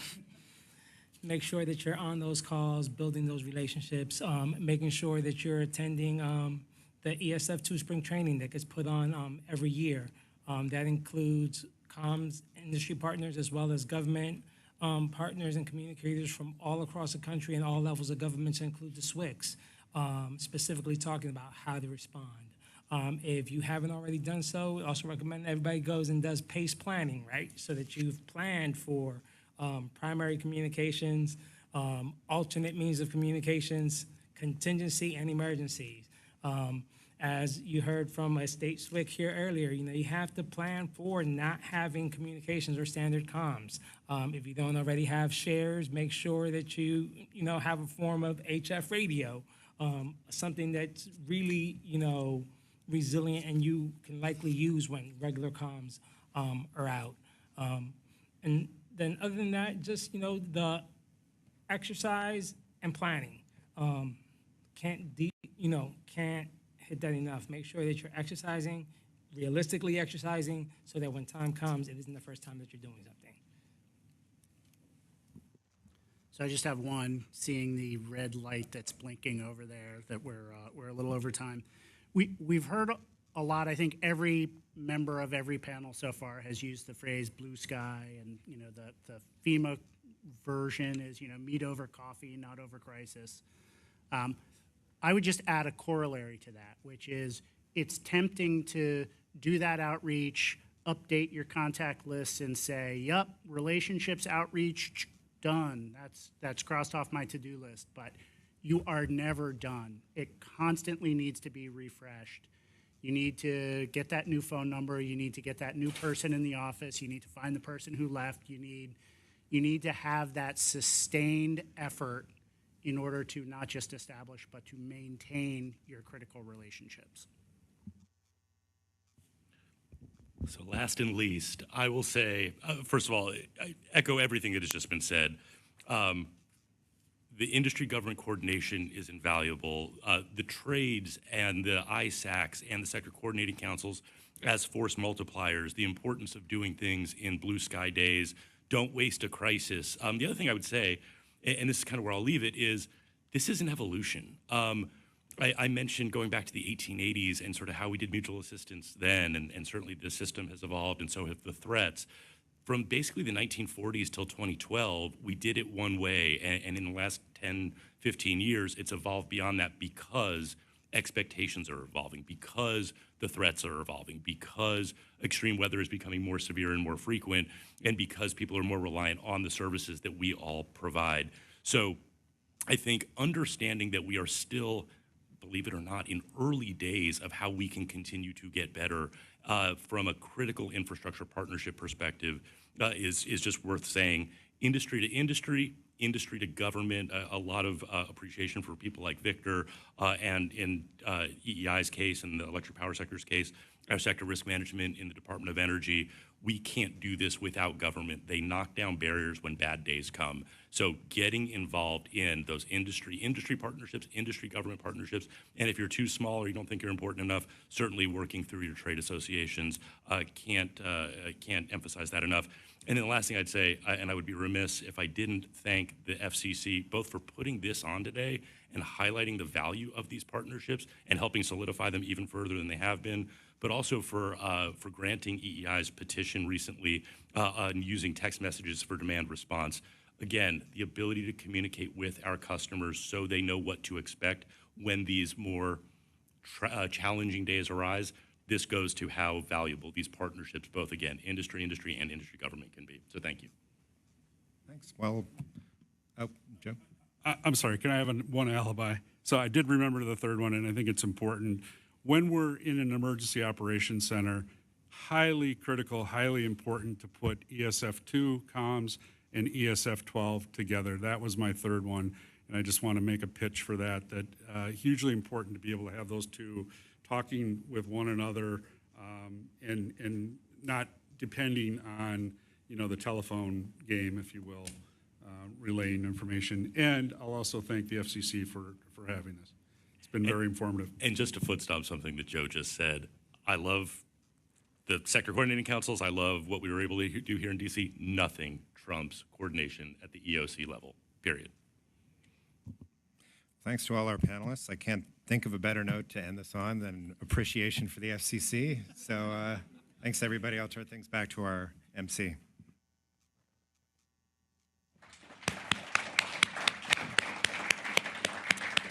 Thanks, Leon, and our panel two panelists. I think we'll take another quick break if everyone will come back at around 12:10, and we'll keep it rolling. Thanks. 12:20.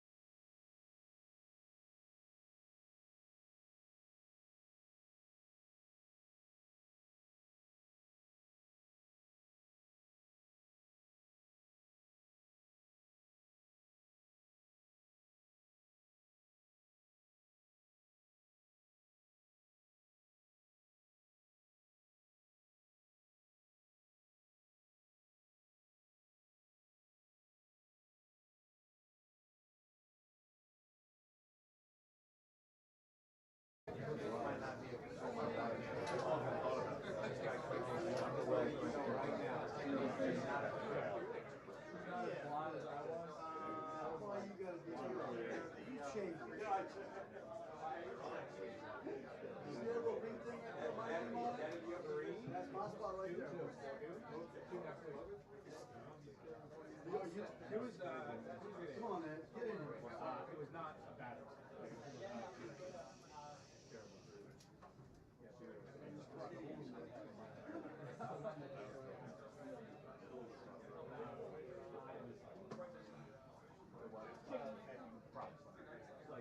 they start coming back around. Yeah, there's that. Ed, Chucky talking to you.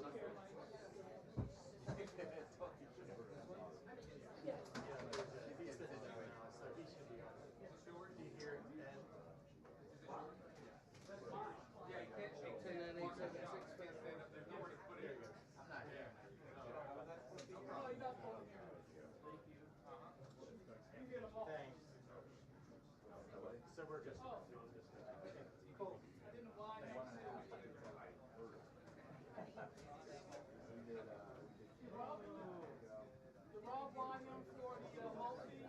Rob, why are you for the malt? Yes. No, just me. Is that the malt? No. Just the chair? Yeah, just the chair. Cow, turkey, and chicken. There's a little I know that. I'm saying let's be realistic a second. No, because I'm like, then I feel bad. I'm like, question up.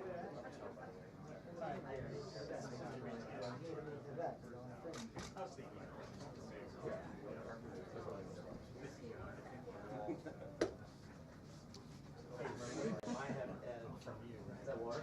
Yeah, definitely vodka.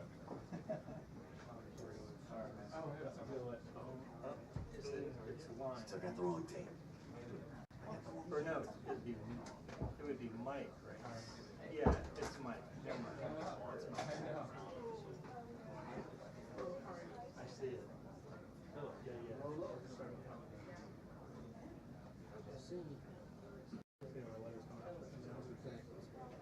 right, see ya. Why do you keep that big black box? It makes it feel wrong. I knew exactly what you do. I felt pretty good. When I do like stargazing and that kind of stuff, I do it raw. So big fun. Oh,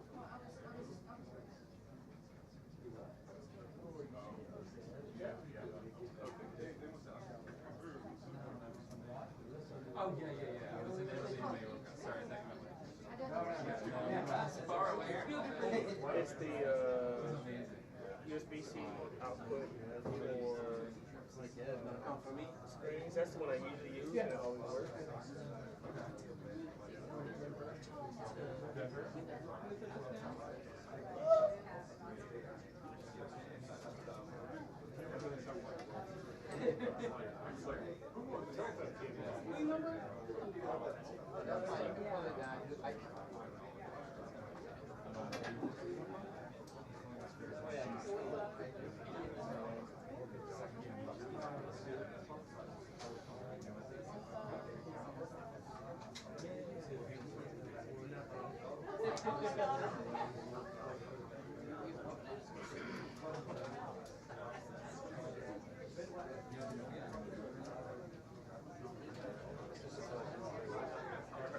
This is line level?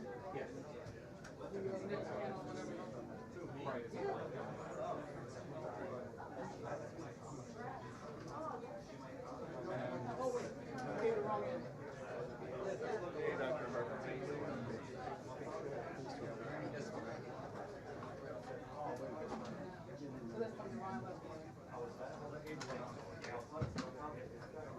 And that's all the mics? That's everything. Podium and stuff. How are you doing?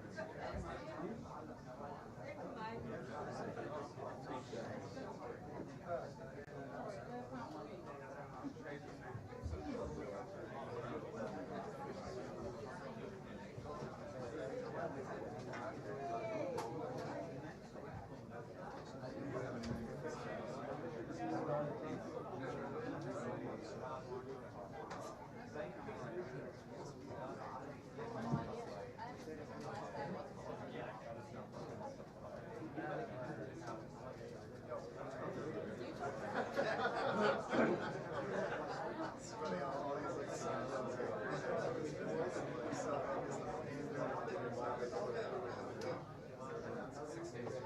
Hello?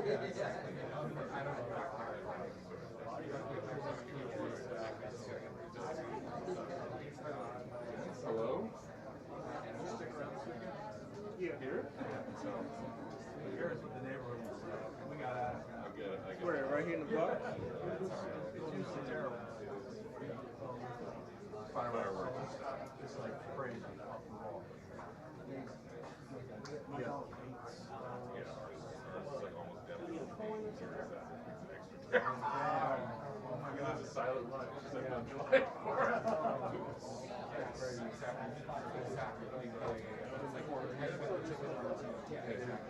How are you? It actually didn't seem so bad.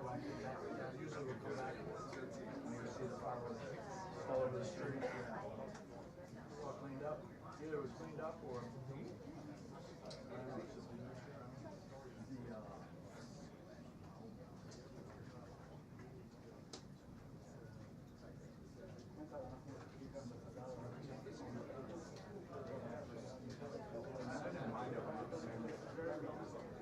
now I mind it. And it was so much. You'll fight upstream. The data's the same. Perfect. How are you?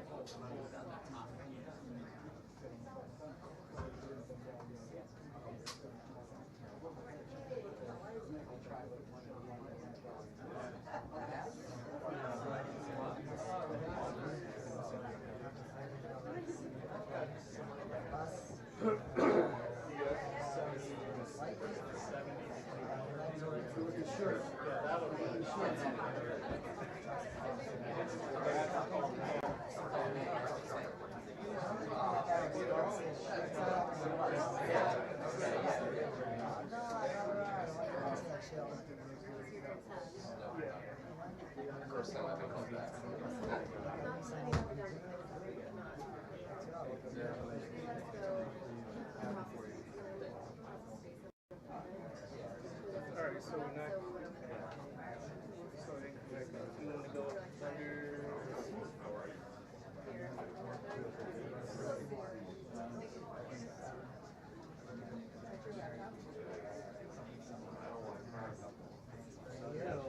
The decimator was on,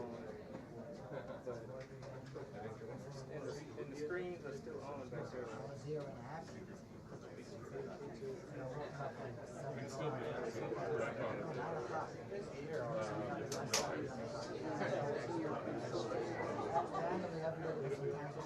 It came up on one. ABC. All right. Okay, so that's all I want. All right, so the battery one. Yeah, we got to restart it every time if we miss that.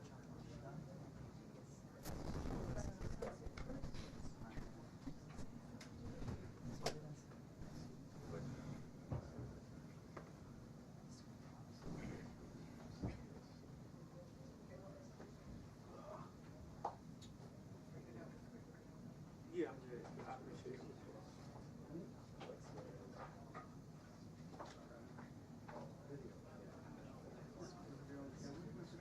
Okay, and then we're second.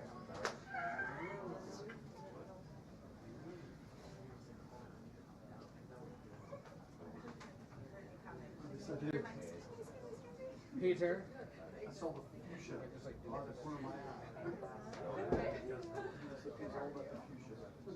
What's happening there?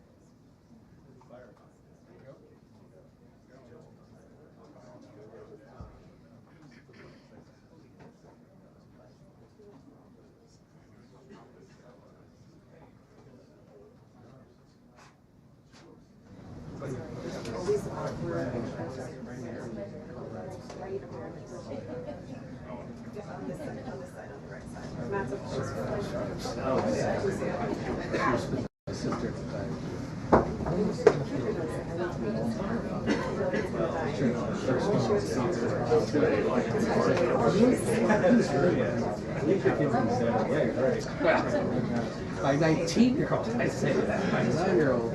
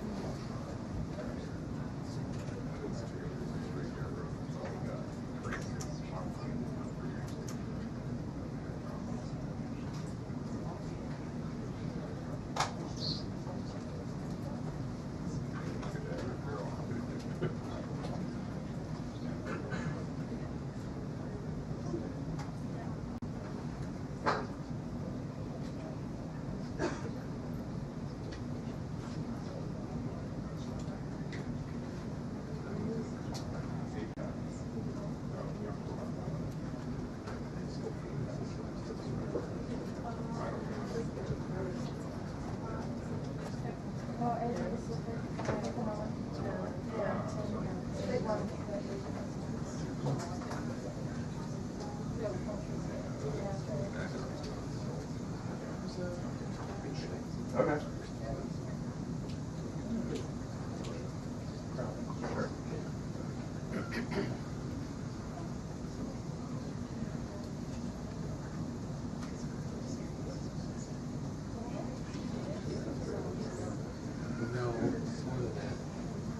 What is it? It's 90 minutes from the border. Syracuse is 2.5 west of all.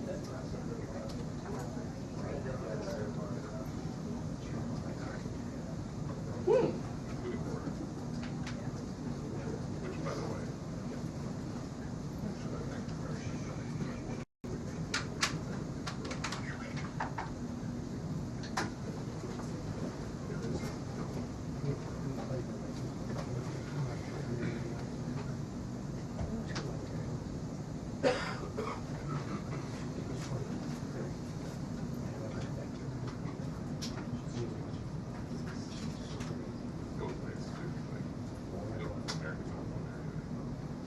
So like, yeah, it feels like things are off.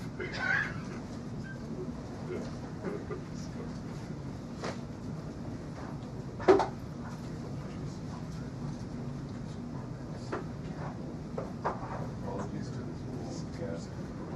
I'm just gonna switch that to the. That's right. That's right.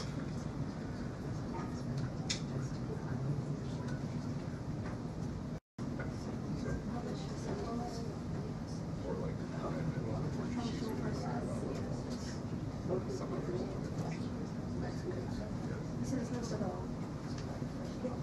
So if you have anything fresh. Yeah.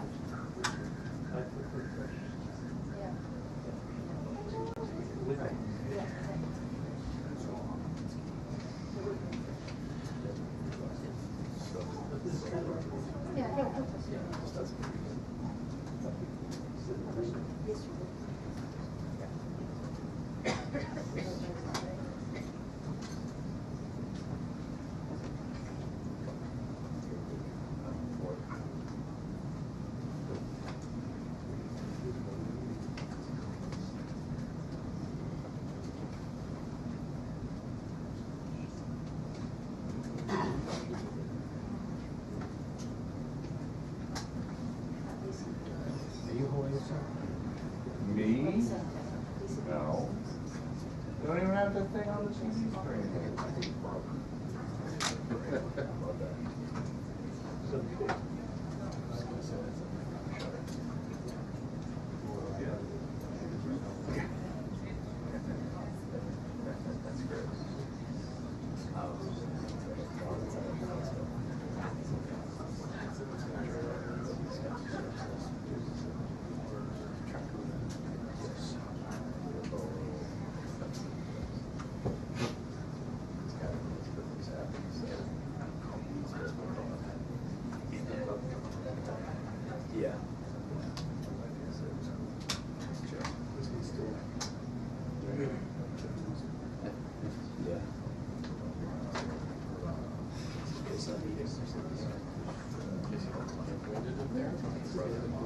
Yeah. We were thinking about here. 6 years. She's like, yeah. Yeah. I think it was with it.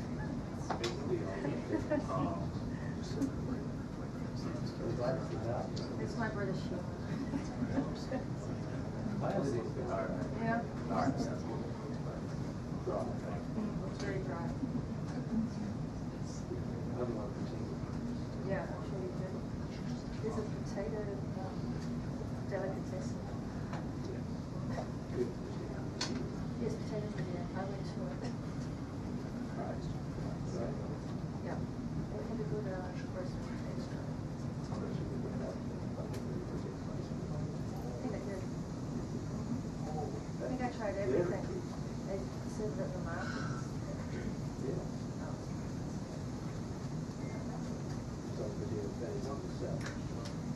I don't think I saw the potato.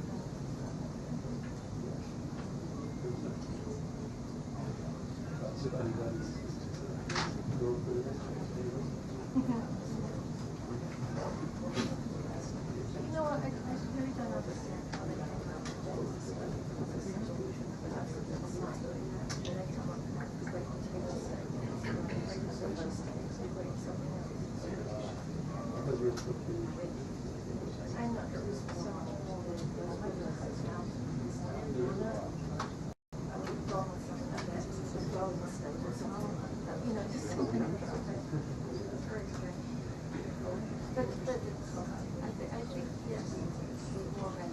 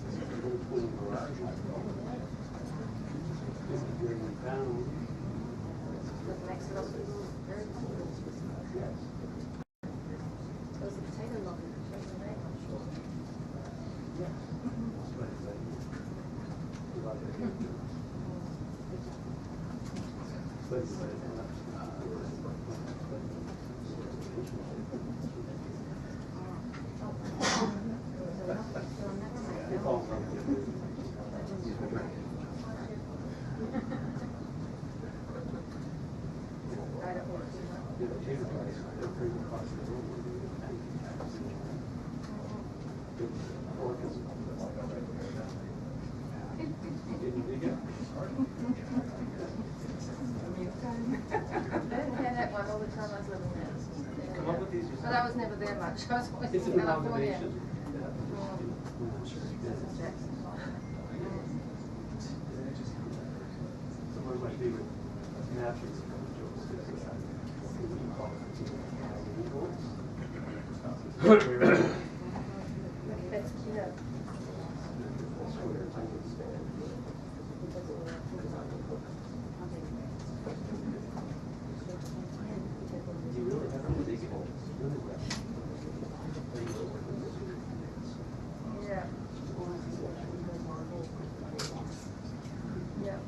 Dirty job. New Zealand is big things are other things. It's actually quite coming work for a little bit. Got more eyes on you.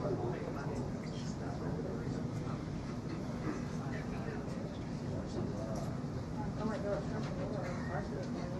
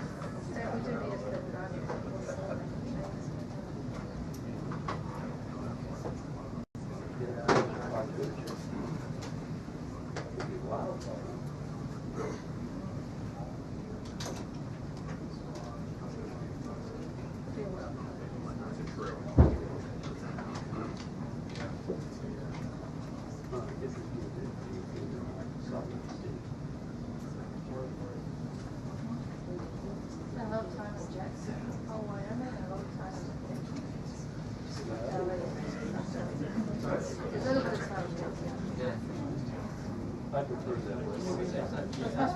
The boys is yeah. It's thick ice for this much, yeah, minus 29 degrees. Very strange. But the times over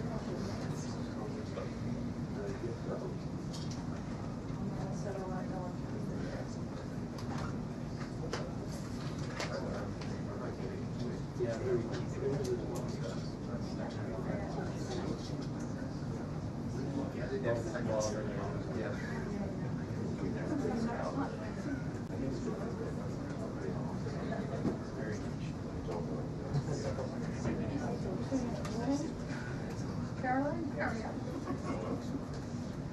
I can give it to you.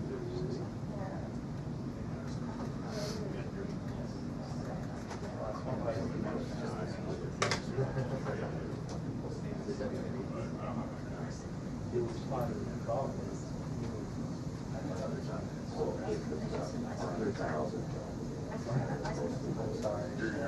I thought I had it.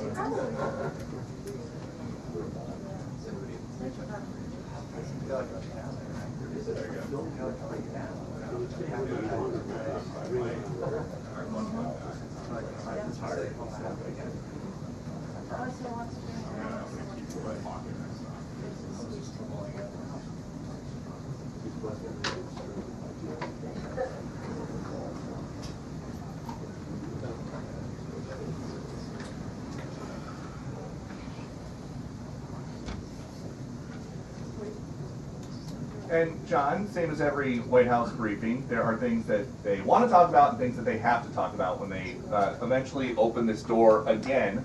The things that they have to talk about will, of course, be the president's response to the deadly flash flooding over the weekend in Texas. He has said he wants to go down there maybe Friday. We expect more details on that.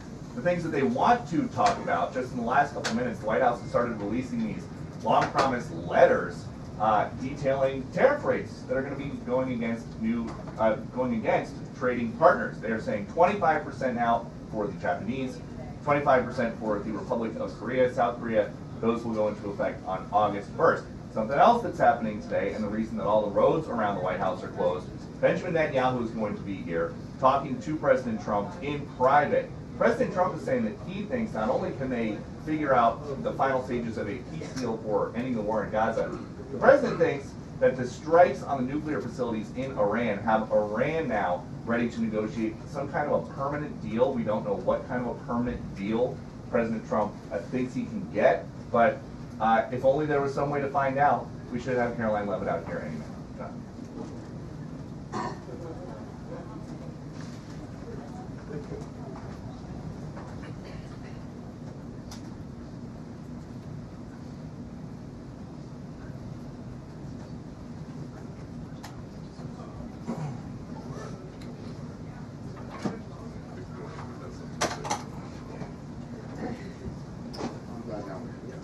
Yeah. Pretty game show.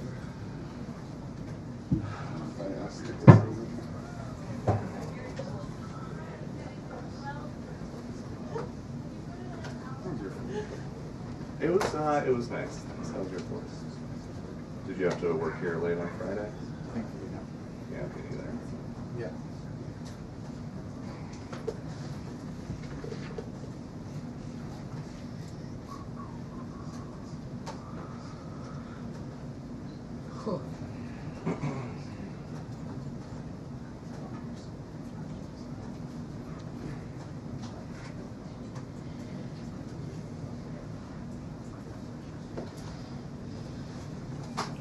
Until the briefing. 2 minutes until the briefing. Well, it's on a delay. Here it takes like 90 seconds for the delay on the back.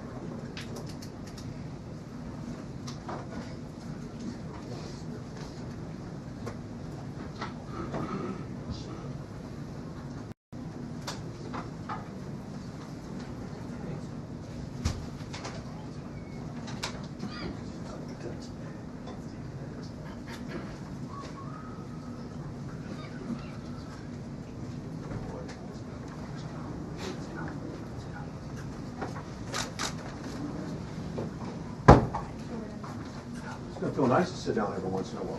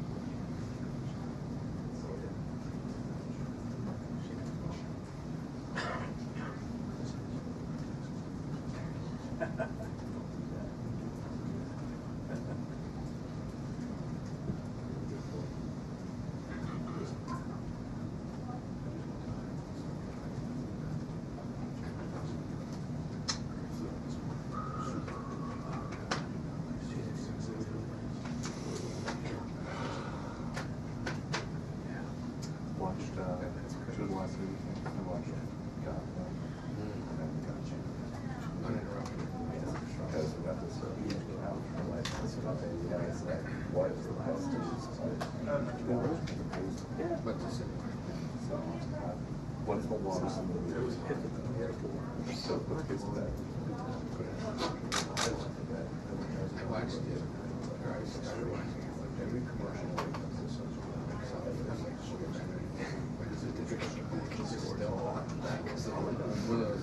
They run the ads. Okay. I've never seen it. It's just one. Yeah, it's just weird. I think the second one's better. You know, Because it goes back and tells you more than the story.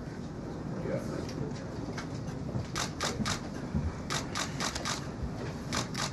Good afternoon, everyone. Hope you all had a great weekend. I want to start by addressing the devastation from the tragic flash floods in Texas. Moments ago, the Department of Homeland Security provided an update that 91 innocent souls have now perished. Everyone here at the White House, including the President of the United States, is praying for the victims' families and friends during this unimaginable time. President Trump swiftly signed a major disaster declaration for Kerr County, Texas, to ensure our heroic first responders have every resource they need in the relief and recovery efforts. Secretary of Homeland Security Kristi Noem traveled to Texas over the weekend, and the entire Trump administration is working hand in glove with state and local officials to provide every assistance available. The situation on the ground remains dangerous, and there could be additional public safety threats with potential incoming heavy rain. So we encourage everyone in the area to remain vigilant, listen to all warnings, and respond accordingly. Unfortunately, in the wake of this once-in-a-generation natural disaster, we have seen many falsehoods pushed by Democrats such as Senator Chuck Schumer and some members of the media. Blaming President Trump for these floods is a depraved lie, and it serves no purpose during this time of national mourning. Here are the facts. In the lead up to this tragic natural disaster, the National Weather Service did its job. Despite unprecedented rainfall, the National Weather Service executed timely and precise forecasts and warnings. On July 3rd, the National Weather Service office in Austin, San Antonio, Texas, conducted forecast briefings for emergency management in the morning and issued a flood watch in the early afternoon. Flash flood warnings were also issued on the night of July 3rd and in the early morning of July 4th, giving preliminary lead times of more than 3 hours before flash flooding conditions occurred. And the National Weather Service office in New Braunfels, which delivers forecasts for Austin, San Antonio, and the surrounding areas, had extra staff on duty during the storms, despite claims of the contrary. So to any person who has deliberately lied about these facts surrounding this catastrophic event, you should be deeply ashamed. At this time, the administration's focus will be giving the victims and their communities the support they deserve during these recovery efforts in this tragic time. May God bless the great people of Texas, especially the parents who have lost their children. President Trump loves you. We are praying for you, and he will be traveling to see you later this week. Moving along to some further scheduling announcements. Tonight, President Trump will host the Prime Minister of Israel, Benjamin Netanyahu, for dinner, where they will discuss the positive developments taking place in the Middle East region. Tomorrow, the President will host his 6th cabinet meeting of his second term. Many of you will be invited to cover that. And on Wednesday, the President will host leaders from 5 African nations for lunch in the state dining room. In other news, after the historic signing on the South Lawn of the White House on the 4th of July, President Trump's One Big Beautiful Bill is now the law of the land. Republicans in Congress met the once-in-a-generation moment and codified the Make America Great Again agenda into law. After this monumental achievement, no other president in modern history has worked harder and faster to fulfill their campaign promises than Donald Trump. The One Big Beautiful Bill will get the United States of America firing again on all cylinders.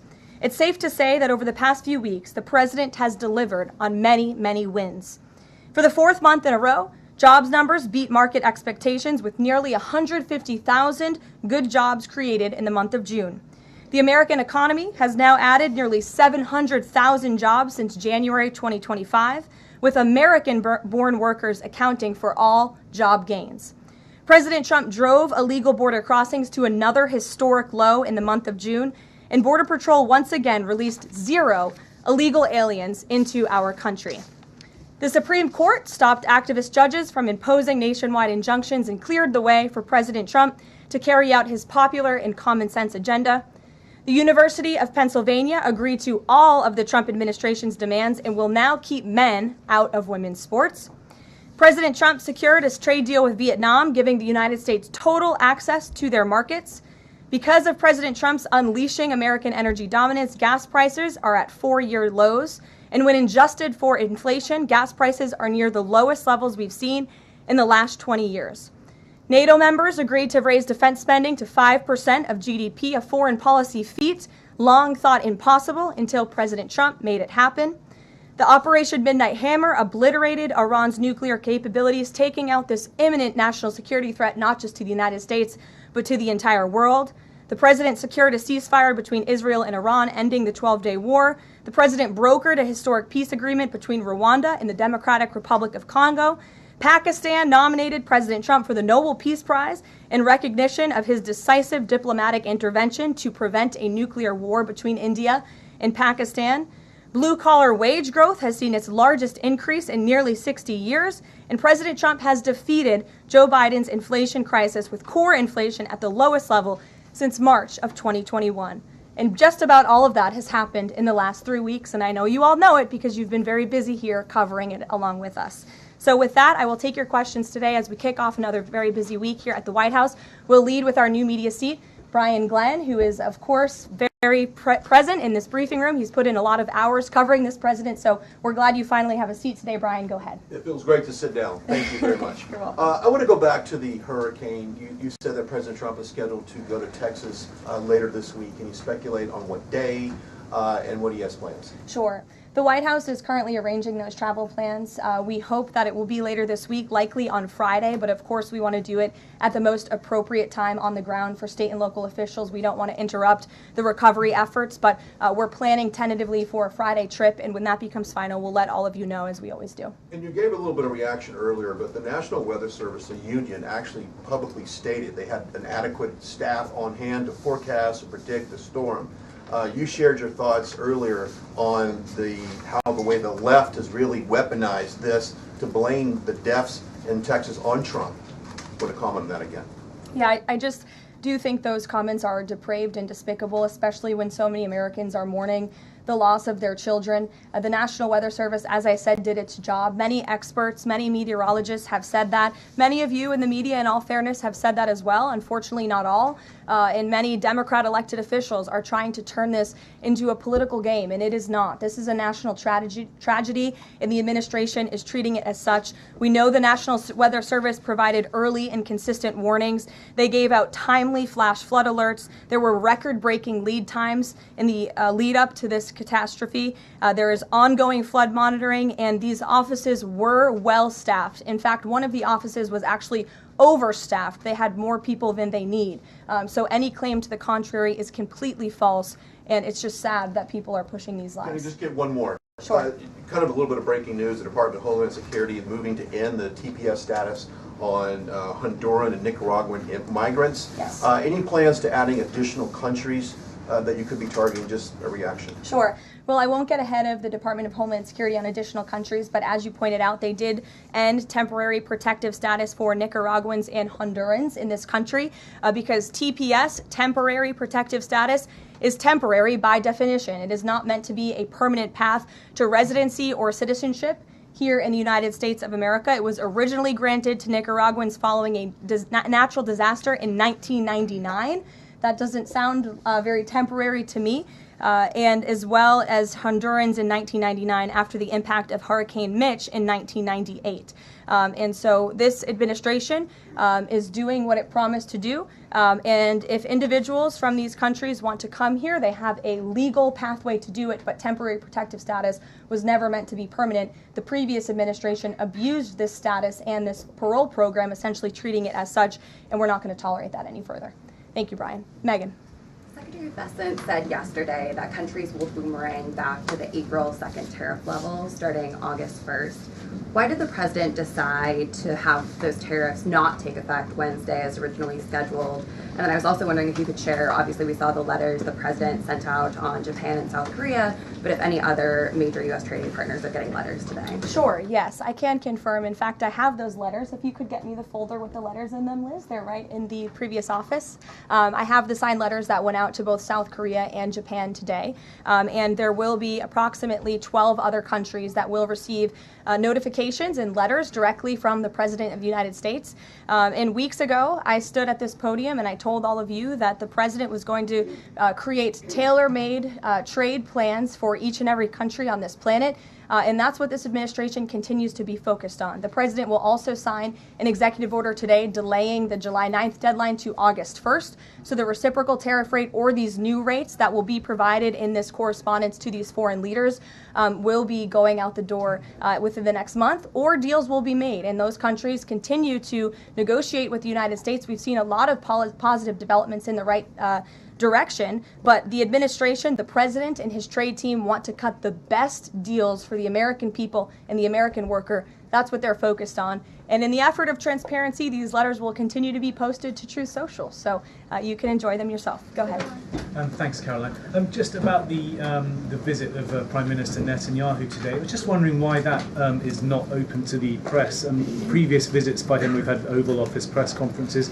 Does that reflect somehow the kind of sensitivity of this particular visit? No, they're having a private dinner. There's many important matters that are obviously ongoing in the region, as you know. The utmost priority for the president right now in the Middle East is to end the war in Gaza and to return all of the hostages. Also, as you know, there was a ceasefire proposal that Israel supports that was sent to Hamas, and we hope that they will agree to this proposal. We want to see all of the hostages released. That's on the top of the president's mind, so that will be discussed, as well as the many other positive developments we've seen in the Middle East.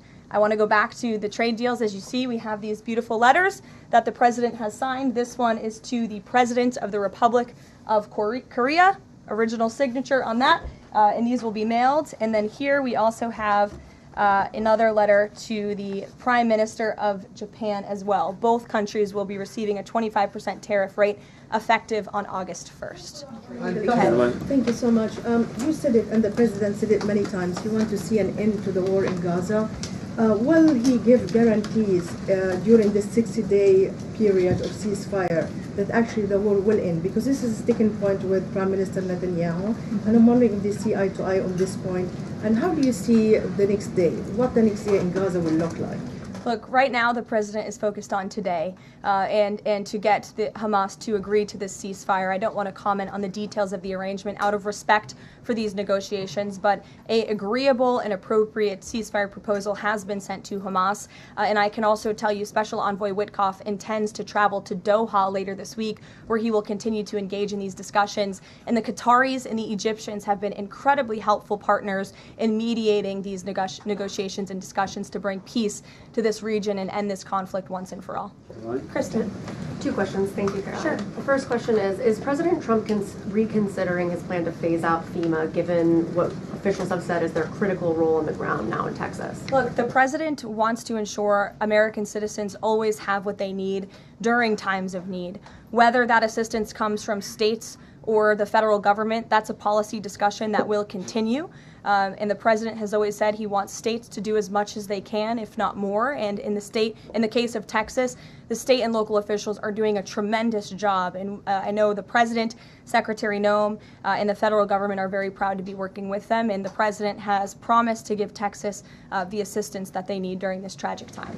Just one follow-up on cuts overall. Over the weekend, President Trump said that Elon Musk was a train wreck.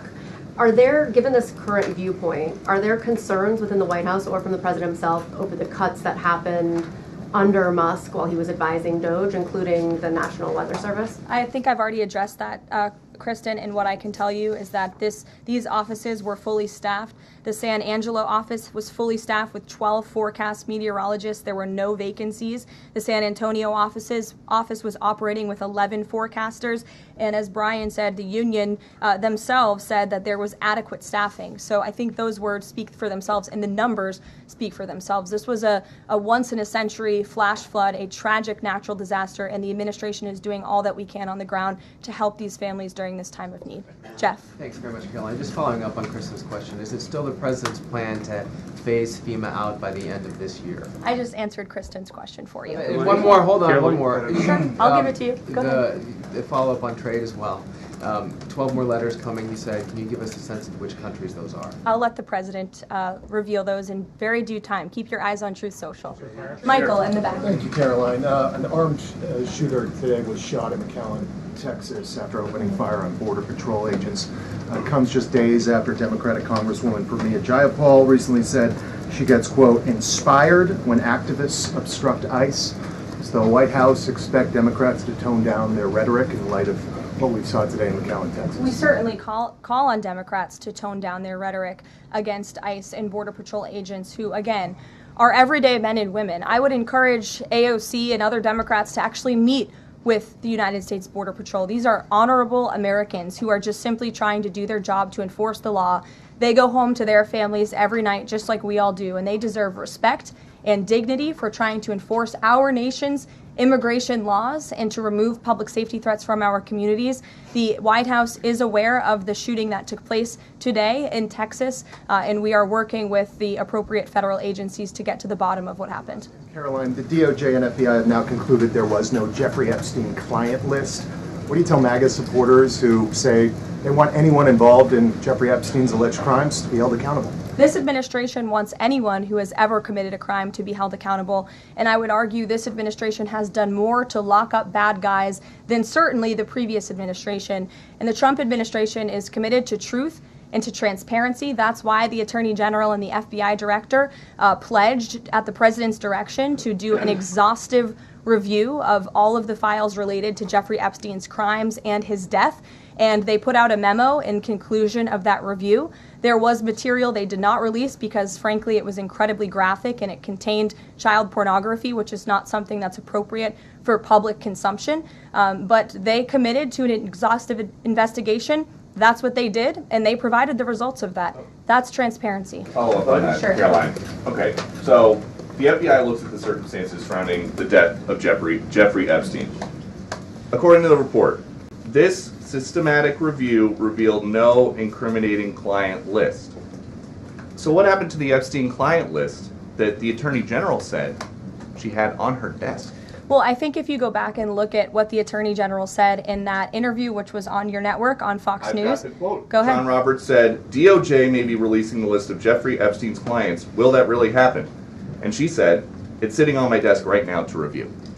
Yes, she was What? saying the entirety of all of the paperwork, all of the paper in relation to Jeffrey Epstein's crimes. That's what the Attorney General was referring to, and I'll let her speak for that. But again, when it comes to the FBI and the Department of Justice, they are more than committed to ensuring that bad people are put behind bars. They have an operation going on right now called Summer Heat, which has our murder rate trending in the lowest direction in United States history. Their emphasis on violent crime and locking up violent criminals has led to the arrest of 14,000 violent criminals. That's a 62% increase from the same time period last year. So this Attorney General and the FBI Director are committed to putting bad people behind bars where they belong. That they promised an exhaustive review. That's what they did. For any further details, I would refer you to the Department of Justice. Okay. Thanks, Caroline. With Prime Minister Netanyahu visiting the White House today, yesterday the president said that he was working on a more permanent deal with Iran, but several days ago he didn't think one was necessary. What changed? Well, when you asked me about this, or when you all asked me about this several weeks ago, I said the president thought maybe an Iran deal was not necessary, but of course the president is always interested in peace and diplomacy. That remains true, and the administration continues to be in contact, both directly and indirectly, with the Iranians on a deal. And then on tariffs, you're now delaying the deadline from July 9th to August 1st. Is that an acknowledgement that perhaps the administration found it more difficult to negotiate these trade deals, or whatever happened to 90 deals in 90 days? No, it's an acknowledgement that this administration is doing what's best for the American worker, and we want the best deals possible for our workers, for our manufacturing base, for our middle class, and they are doing this deliberately and appropriately on behalf of our country's interests. Josh. A couple more on the tariffs. You said about 12 more letters. There were about 55 or so countries, including the EU as a bloc, that were facing this tariff increase. All of those, to understand you correctly, are now deferred to August 1st, right? Correct. On the 12, what happens with the remaining, whatever it would be, 40 something? So just 12 today. There will be additional letters in the coming days. So all of them are going to get a letter at some point? Correct. Okay, and can you tell me why he decided to start with South Korea and Japan? Are they annoying him? It's the president's prerogative, and those are the countries he chose. And on the sectoral tariffs, it's our understanding that these continue to be a separate track. We're still waiting on a bunch of those. That's Can you right. give us any timing update on when he's going to move on, for instance, semiconductor tariffs and other things that are still in the hopper? I don't have a timing update, but for where they are in the process, I would defer you to the Department of Commerce. Should we expect deals finally as well? He announced his Vietnam deal. Are you close on any other countries? The president and the administration, yes, we are close. But again, the president wants to ensure these are the best deals possible. And I would add just one more thing on trade and tariffs to wrap it up.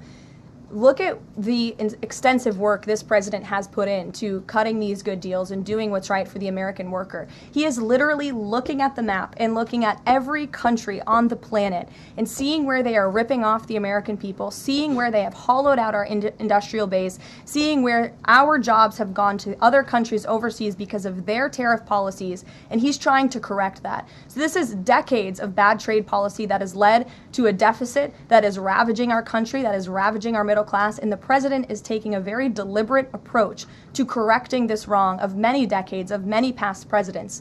And so I think he should be commended for the time and the effort that he is putting into this. And the fact that he has announced a framework with China, a trade deal with the United Kingdom, a trade deal with Vietnam, and many others to come in just a matter of 6 months is truly historic, and it's a testament to this president and his trade team who are working around the clock to get this done.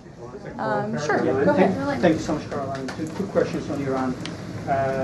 What's the permanent deal with Iran looks like for the president, and what issues related to Iran should it cover?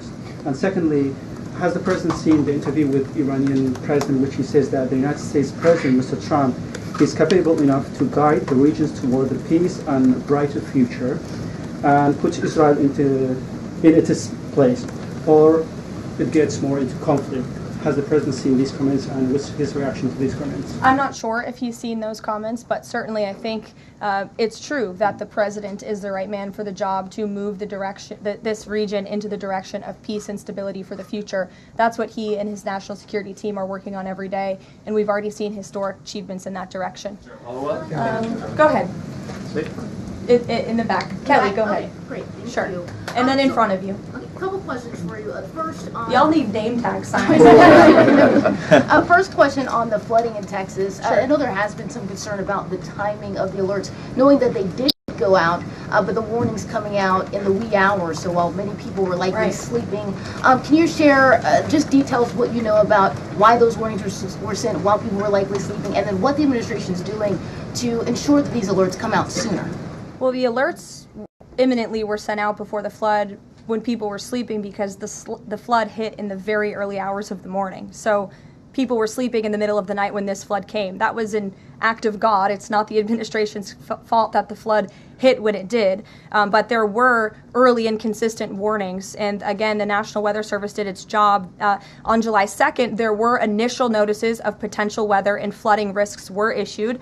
On July 3rd, escalating warnings throughout the day with a flood watch issued at 1:18 p.m. And then later at 6:10 p.m. on July 3rd, the Weather Prediction Center warned of excessive rainfall and a high likelihood of flash flooding. At 6:22 p.m. July 3rd, National Weather Center issued a hydraulic warning highlighting considerable flooding risks, including in Caryville County.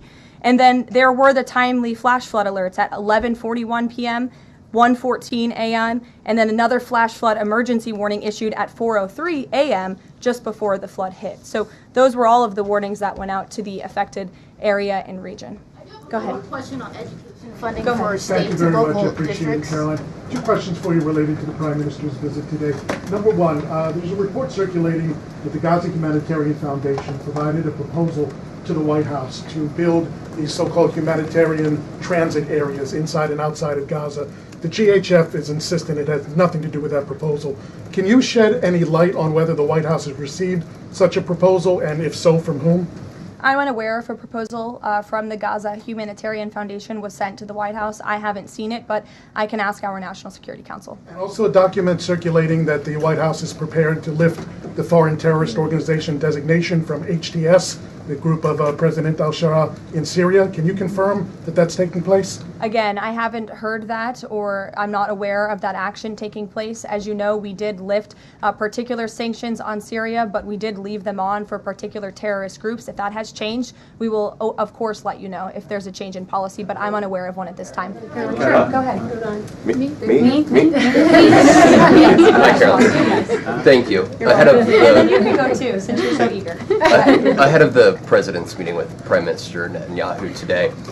Is there a scenario where Israel has made it clear that they will not bring an end to this war until Hamas is decimated?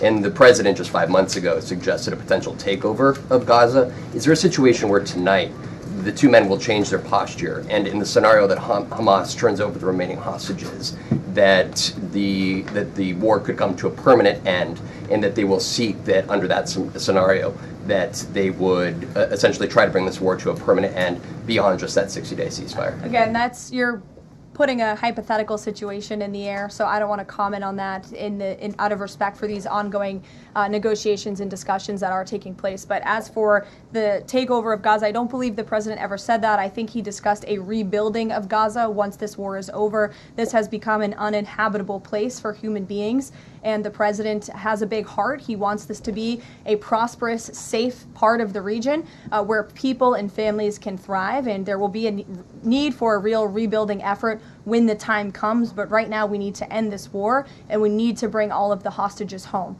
The president is adamant about that. The war tonight? Look, again, I will let the president speak for himself later if he decides to comment on the details of the agreement, but out of respect for the discussions, I won't do that from the podium. Go ahead. So Congressman Lawler and Gottheimer have introduced a bill in Congress, the Bunker Buster Act, that would allow the United States to sell B-2 bombers and bunker buster bombs to Israel. Is that something the president would support? Well, I don't know if the president's aware of the Bunker Buster Act, but I will ask him and see what his opinion on that is. I'm not sure. Right, thank you. Caroline. Thank you, Caroline. Building off of the question earlier about the shooter in Texas who targeted ICE, Axios reported today, I believe, that Democrat lawmakers were saying their constituents are calling on them to be more violent when they go to ICE facilities, including, I believe, they want them to shed blood, and that they said that Democrat lawmakers should be willing to get shot themselves. Can you respond to that, and do you have concerns that any of these lawmakers might act on the wishes of their constituents? It's hard to believe anyone with morals in this country or decency would say such a thing. Obviously, the White House condemns that rhetoric, and we condemn violence of any kind. This administration is simply trying to enforce our laws, and we must be a nation of law and order. You cannot simply waltz across our border and live here illegally and expect to stay. We are going to enforce our nation's laws, and the men and women who are doing that are doing so in a respectful way. They are doing so within the confines of the law, and they are just trying to do their jobs. And we condemn any violence or any calls for violence of any kind against any American. Go ahead. Thank you, Caroline. I wanted to ask you if... I was not calling on you, but you can go ahead. It's fine. There's a lot of people in here today. President Trump Sure. already saw the letter that the Colombian President Gustavo Petro sent him, apologizing for his comments a few weeks ago, suggesting that there was an involvement from the U.S. government in an alleged coup d'etat in Colombia. And Secretary Rubio recalled the U.S. Chargé d'Affaires in Colombia. Did President Trump saw that letter, and what do you think about the comments from President Petro suggesting that the U.S. has some kind of involvement in a coup?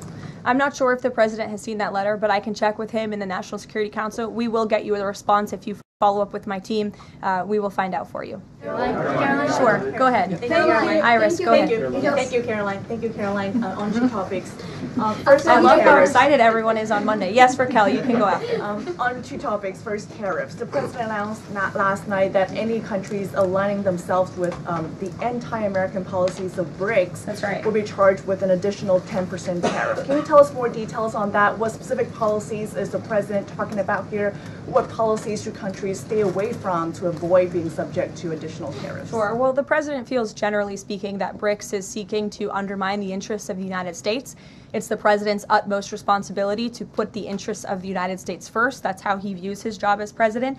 So he's going to ensure that America is fairly treated on the world stage, and he'll take any action necessary to prevent countries from taking advantage of the United States and our people. Raquel, go ahead. On the illegal immigrants, Registrar Tom Homan told us this morning that ICE will have to arrest 7,000 illegal immigrants every day for the remainder of this administration to just catch the ones that were let in during the last administration. I'm wondering what the new resources and manpower, of course, given by the Big Beautiful Bill, which of course opens the door for ICE to hire additional 10,000 agents and officers. What's the administration's expectations now for daily arrest numbers going forward in the upcoming months? Sure. I'll let the Secretary of Homeland Security and her department speak on what they're looking for in terms of daily numbers. What I can tell you is I receive the daily reports each morning, and ICE is out there doing the jobs that they swore an oath to do, and they are removing public safety threats from our communities every day, and our country is becoming a safer place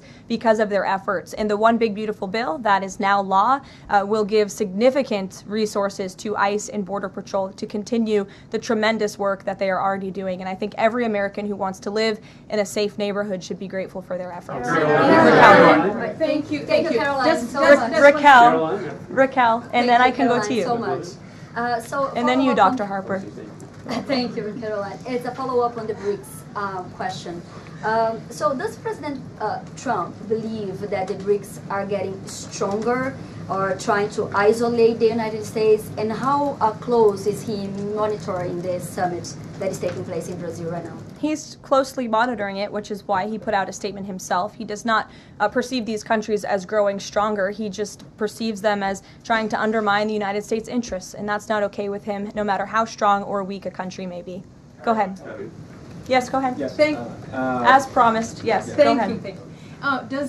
Does Trump have a vision for post-war Gaza? You mentioned, he's talking about now the ceasefire, but does he support permanent or temporary Israeli presence in the Gaza Strip? Does he continue to see a continued role for the Gaza Humanitarian Foundation to continue to operate in the Gaza Strip? Well, as you know, because we've talked about it before, the president has directed aid to be moved into the region, and that has been taking place. You've actually seen people in the Gaza Strip yelling out, "Thank you, Trump," for the aid and for the meals that they have received, because the previous administration never did that for some reason. But this president, again, wants to see peace and stability in the region. So as I outlined previously, he views this part of the region as having a real chance at being peaceful and prosperous. But again, we need to end this war. We need to get all the hostages home, and Hamas needs to accept this proposal in order to do that. Dr. Harper, go ahead.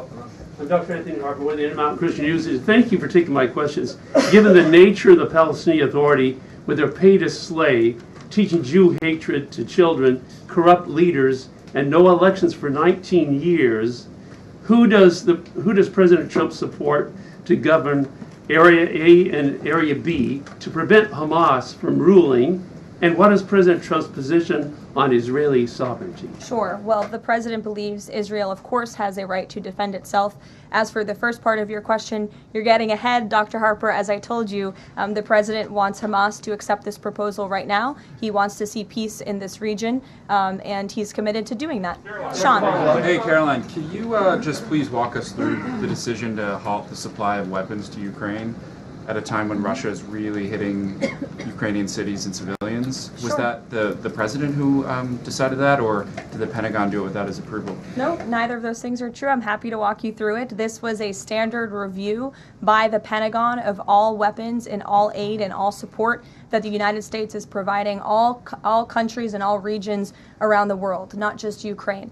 When the Secretary of Defense took office, he directed the Pentagon to conduct this review to ensure that everything that's going out the door aligns with America's interests. So it's a pause to review to ensure that everything the Pentagon is pushing out there is in the best interest of our military and our men and women in uniform. Fran.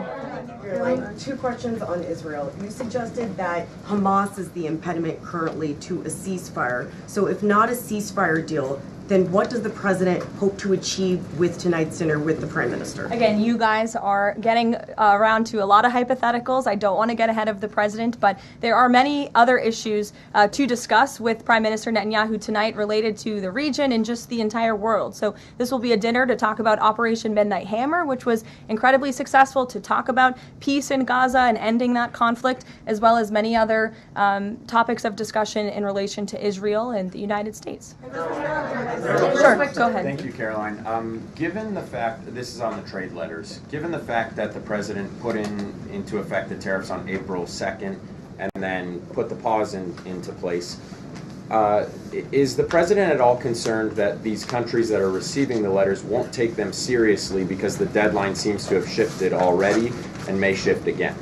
They will take the letters seriously because they have taken the president seriously. And that's why the president's phone, I can tell you, rings off the hook from world leaders all the time who are begging him to come to a deal. And this administration is working hard to ensure those deals are in the best interest of the American people. And this delay, again, is in the best interest of the American people. And you all will continue to see these letters released on the President's Truth Social, and we will see you all later. Thank you, guys. Thank you.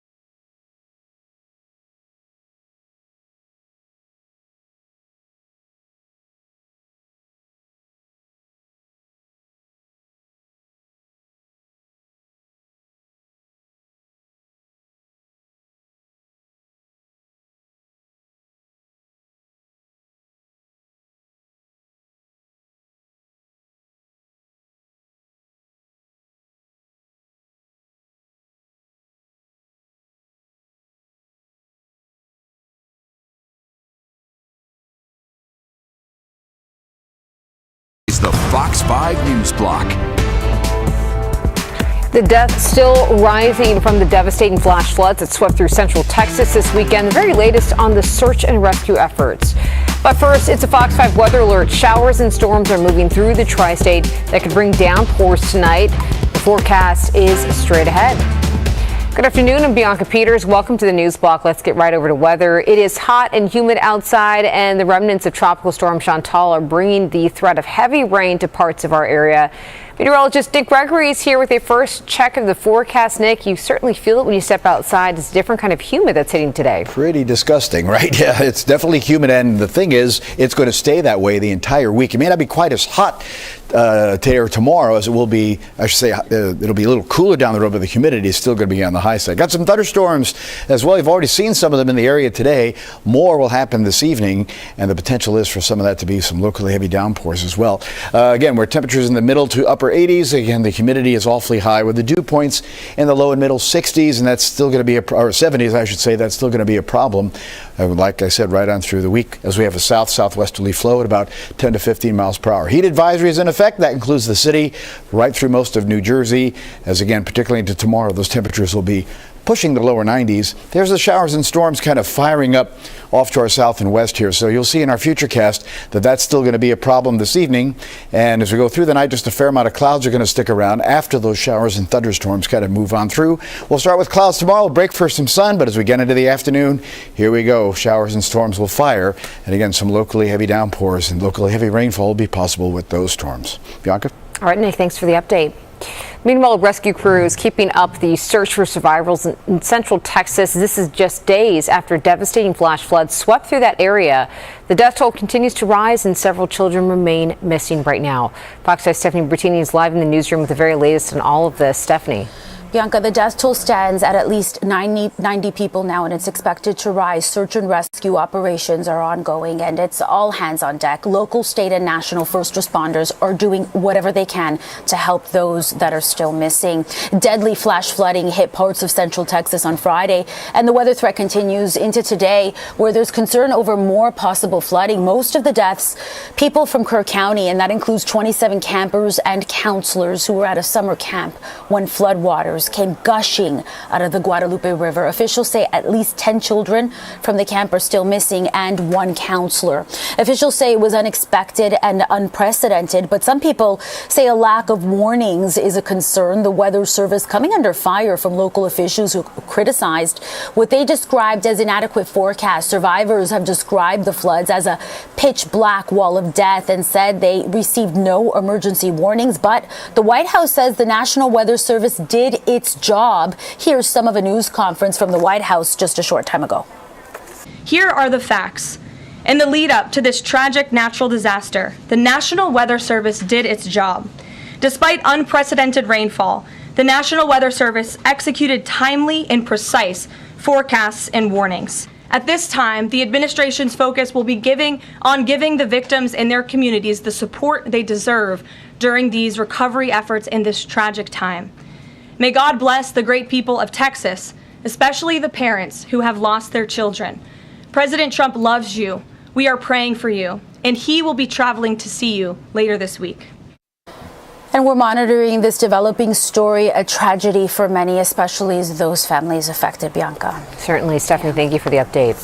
Meanwhile, you can join Fox in supporting recovery efforts of the devastating floods in Texas. Visit go.fox/TX flood relief, or you can scan the QR code on your screen to support the Kerr County Flood Relief Fund. Your donation supports the community foundation of the Texas Hill Country's relief and rebuilding efforts. All right, some more breaking news unfolding in Texas right now, where police say a 27-year-old man opened fire on a Border Patrol facility in McAllen. Federal agents returned fire on that suspect, and he was killed. He's been identified as Ryan Luis Mosqueda. Police say that his motive so far is unknown. They say that he was carrying an assault rifle and wearing a utility vest. They also found another gun and more ammunition in his car. One officer was injured in that shooting, but it's not clear if he was shot or hit by shrapnel. And former New York Governor David Paterson speaking out today on the New York City mayoral race and calling for the defeat of Democratic candidate Zohran Mamdani. Patterson endorsed former Governor Andrew Cuomo in the primary, but says he's now not backing anyone, at least publicly. Right now, Cuomo is still in the race on an independent ballot, but has not said if he will actually campaign following his defeat in the primary. Mayor Eric Adams also running in the general election on an independent ballot line after his now dropped criminal case kept him from competing in the Democratic primary. Jim Walden also running as an independent, and Curtis Lewa running as a Republican. Patterson warned the candidates that they should put support behind one person if they want to defeat Mamdani, who he says would poison the city. If he's the cure to ail the party, then cyanide is the cure for a headache. Listen, the type of policies that he's raising, the type of antagonism that he exhibits when he talks about it, just doesn't strike me as indicative of the mayors who preceded him. Mamdani has not yet received endorsements from several other top New York Democrats, including Governor Kathy Hochul, Senator Charles Schumer, and House Minority Leader Hakeem Jeffries.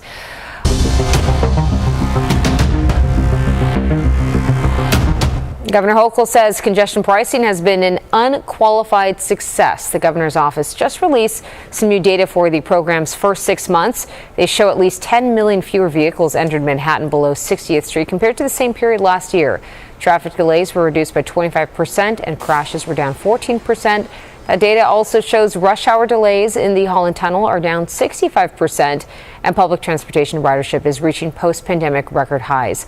The toll is on track to raise $500 million for MTA improvements just this year. Meanwhile, President Trump announces some new tariffs on South Korea and Japan. Trump has said that the U.S. would start sending letters today warning countries that higher tariffs could kick in August 1st. Now, he posted letters on Truth Social addressed to the leaders of South Korea and Japan, blaming trade imbalances for the new 25% tariffs. He warned both countries not to retaliate with import taxes of their own or risk U.S. increasing the tariffs even further.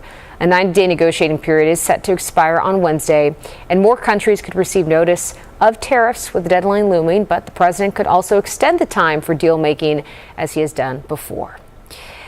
And Elon Musk says he is forming a new political party called the America Party. The news comes following Musk's public rift with President Trump over sweeping tax cuts, which Trump signed into law Friday. Musk took to X Saturday, writing, "When it comes to bankrupting our country with waste and graft, we live in a one-party system, not a democracy. But today, the America Party is formed to give you back your freedom," end quote. Trump told reporters he finds the formation of America Party ridiculous. Meanwhile, TikTok is reportedly creating an updated app for the U.S. ahead of a potential sale to some unknown buyers. A report by The Information says the new app is expected to drop on September 5th. All TikTok users will have to download this new version, but the existing app will operate until March of next year. TikTok was supposed to stop operating in the U.S. in January unless its parent company found American buyers, but that deadline has been extended 3 times. American lawmakers are concerned the data of U.S. TikTok users could be given to the Chinese government. And shark sightings temporarily shut down parts of Rockaway Beach this weekend. The NYPD posted this footage on social media showing the sightings. You can see there are sharks swimming just 100 feet away from swimmers in the area of Beach 113th and Beach 115th Streets. Deputy Mayor Kaz Daughtry said the shark was last seen swimming back into open waters, though 3 different sharks were spotted leading to beach closures 2 days in a row. Experts say the chances of a swimmer being attacked are extremely low. Anytime that you're swimming at a beach, there's probably a shark nearby. The ocean is full of sharks. It's their habitat. They're present there basically all the time. Some of the new tools that we have to try to keep people safe mean that we are seeing them more often. We're detecting them. But the probability that there would be a problem because there's a shark near shore is always incredibly low. Experts say beachgoers should worry more about things like dehydration, heat stroke, and rip currents rather than sharks. Meanwhile, the recent hot and humid temperatures can spark a host of medical issues, including asthma. Medical experts say besides heat exhaustion and heat stroke, the sizzling weather can also increase the risk for asthma. Symptoms doctors say to look out for is, meanwhile, the heat can worsen inflammation and also make airways more sensitive, partly because heat can alter air quality. Weather in particular can trap ozone and small particles of pollution lower in the atmosphere, leading to worse air quality. Worse air quality is a common trigger for asthma symptoms. Heat can also extend pollen season. Well, doctors recommend that asthma sufferers stay indoors, make sure to hydrate, and take inhaled medications correctly. Well, speaking about the heat outside, let's take another live look out there. Doesn't look as beautiful as it did this past weekend. We're talking about some of that rain on the way. Meteorologist Nick Gregory is in for a look at the forecast. Nick. We had a couple of showers already today, and we'll see some more as we head into the evening, Bianca. And again, humidity is the big story today. It is definitely uncomfortable. It's not super hot. We have some high 80s in the area, but here's some of the showers and storms as you go west on I-78 there towards Allentown. They're coming up from the south and west, and we'll be seeing more of these as we head into the evening. More firing up here south and west of Philadelphia. And some of these storms could produce some local heavy rainfall, so kind of keep that in mind as well. Sort of the wide view is going to show that those showers and storms are also lining up further to the north and west with a cold front coming in. Eventually, that system is going to get closer to us. Ahead of it, though, tomorrow, we're going to be seeing temperatures climbing right up into the low 90s in many spots, and even at the coast, probably mid to upper 80s there. But there will be, again, some more scattered showers and thunderstorms. Here's some of them going through the early part of tonight, and then just a rather cloudy night and a humid night. Clouds will break for some sun as we get to about late morning, and again into the afternoon. Here come the showers and thunderstorms. Some of these could produce some locally heavy downpours. We do have a slight risk for severe weather as well of south and west of the city tomorrow. So we headed into Wednesday, same kind of deal, sun and clouds. We can't rule out some scattered afternoon showers and thunderstorms, or they may not quite be as numerous as they'll be around the area for tomorrow. There's that slight risk of storms again, mostly through western central New Jersey in through southeastern Pennsylvania. That heat advisory is in effect, by the way, and again, this is going to pretty much be the story as we head on in through tomorrow because of those temperatures getting into the low 90s. Well, it's an uncomfortable 77 tonight and lower 70s in the suburbs with humidity high and early showers and thunderstorms. Again, showers, some storms. Coming back tomorrow afternoon, we hit 91. Same for Wednesday, 88. More numerous scattered showers and storms Thursday and Friday, back to the lower 80s. Even over the weekend, it's not going to rain all the time, but in that summer July pattern, afternoon and evening scattered showers and thunderstorms. Bianca? All right, Nick, thanks so much. And finally, there have apparently been dozens of UFO sightings across New York State in the past few months. Some new data documented by the National UFO Reporting Center reveals 66 UFOs have been spotted since January. That organization tells the New York Post that the self-reported incidents are not independently verified, but they say that they have been claims of aerial sightings from Norwood to Huntington. In June alone, there were 6 reported incidents of the unexplained activity in New York. Well, that is your news block for now. I'm Bianca Peters. Thanks for joining us. Tune into the 5 o'clock news on Fox 5 and right here on Fox Local for all the day's news as it develops. We'll see you back here tomorrow.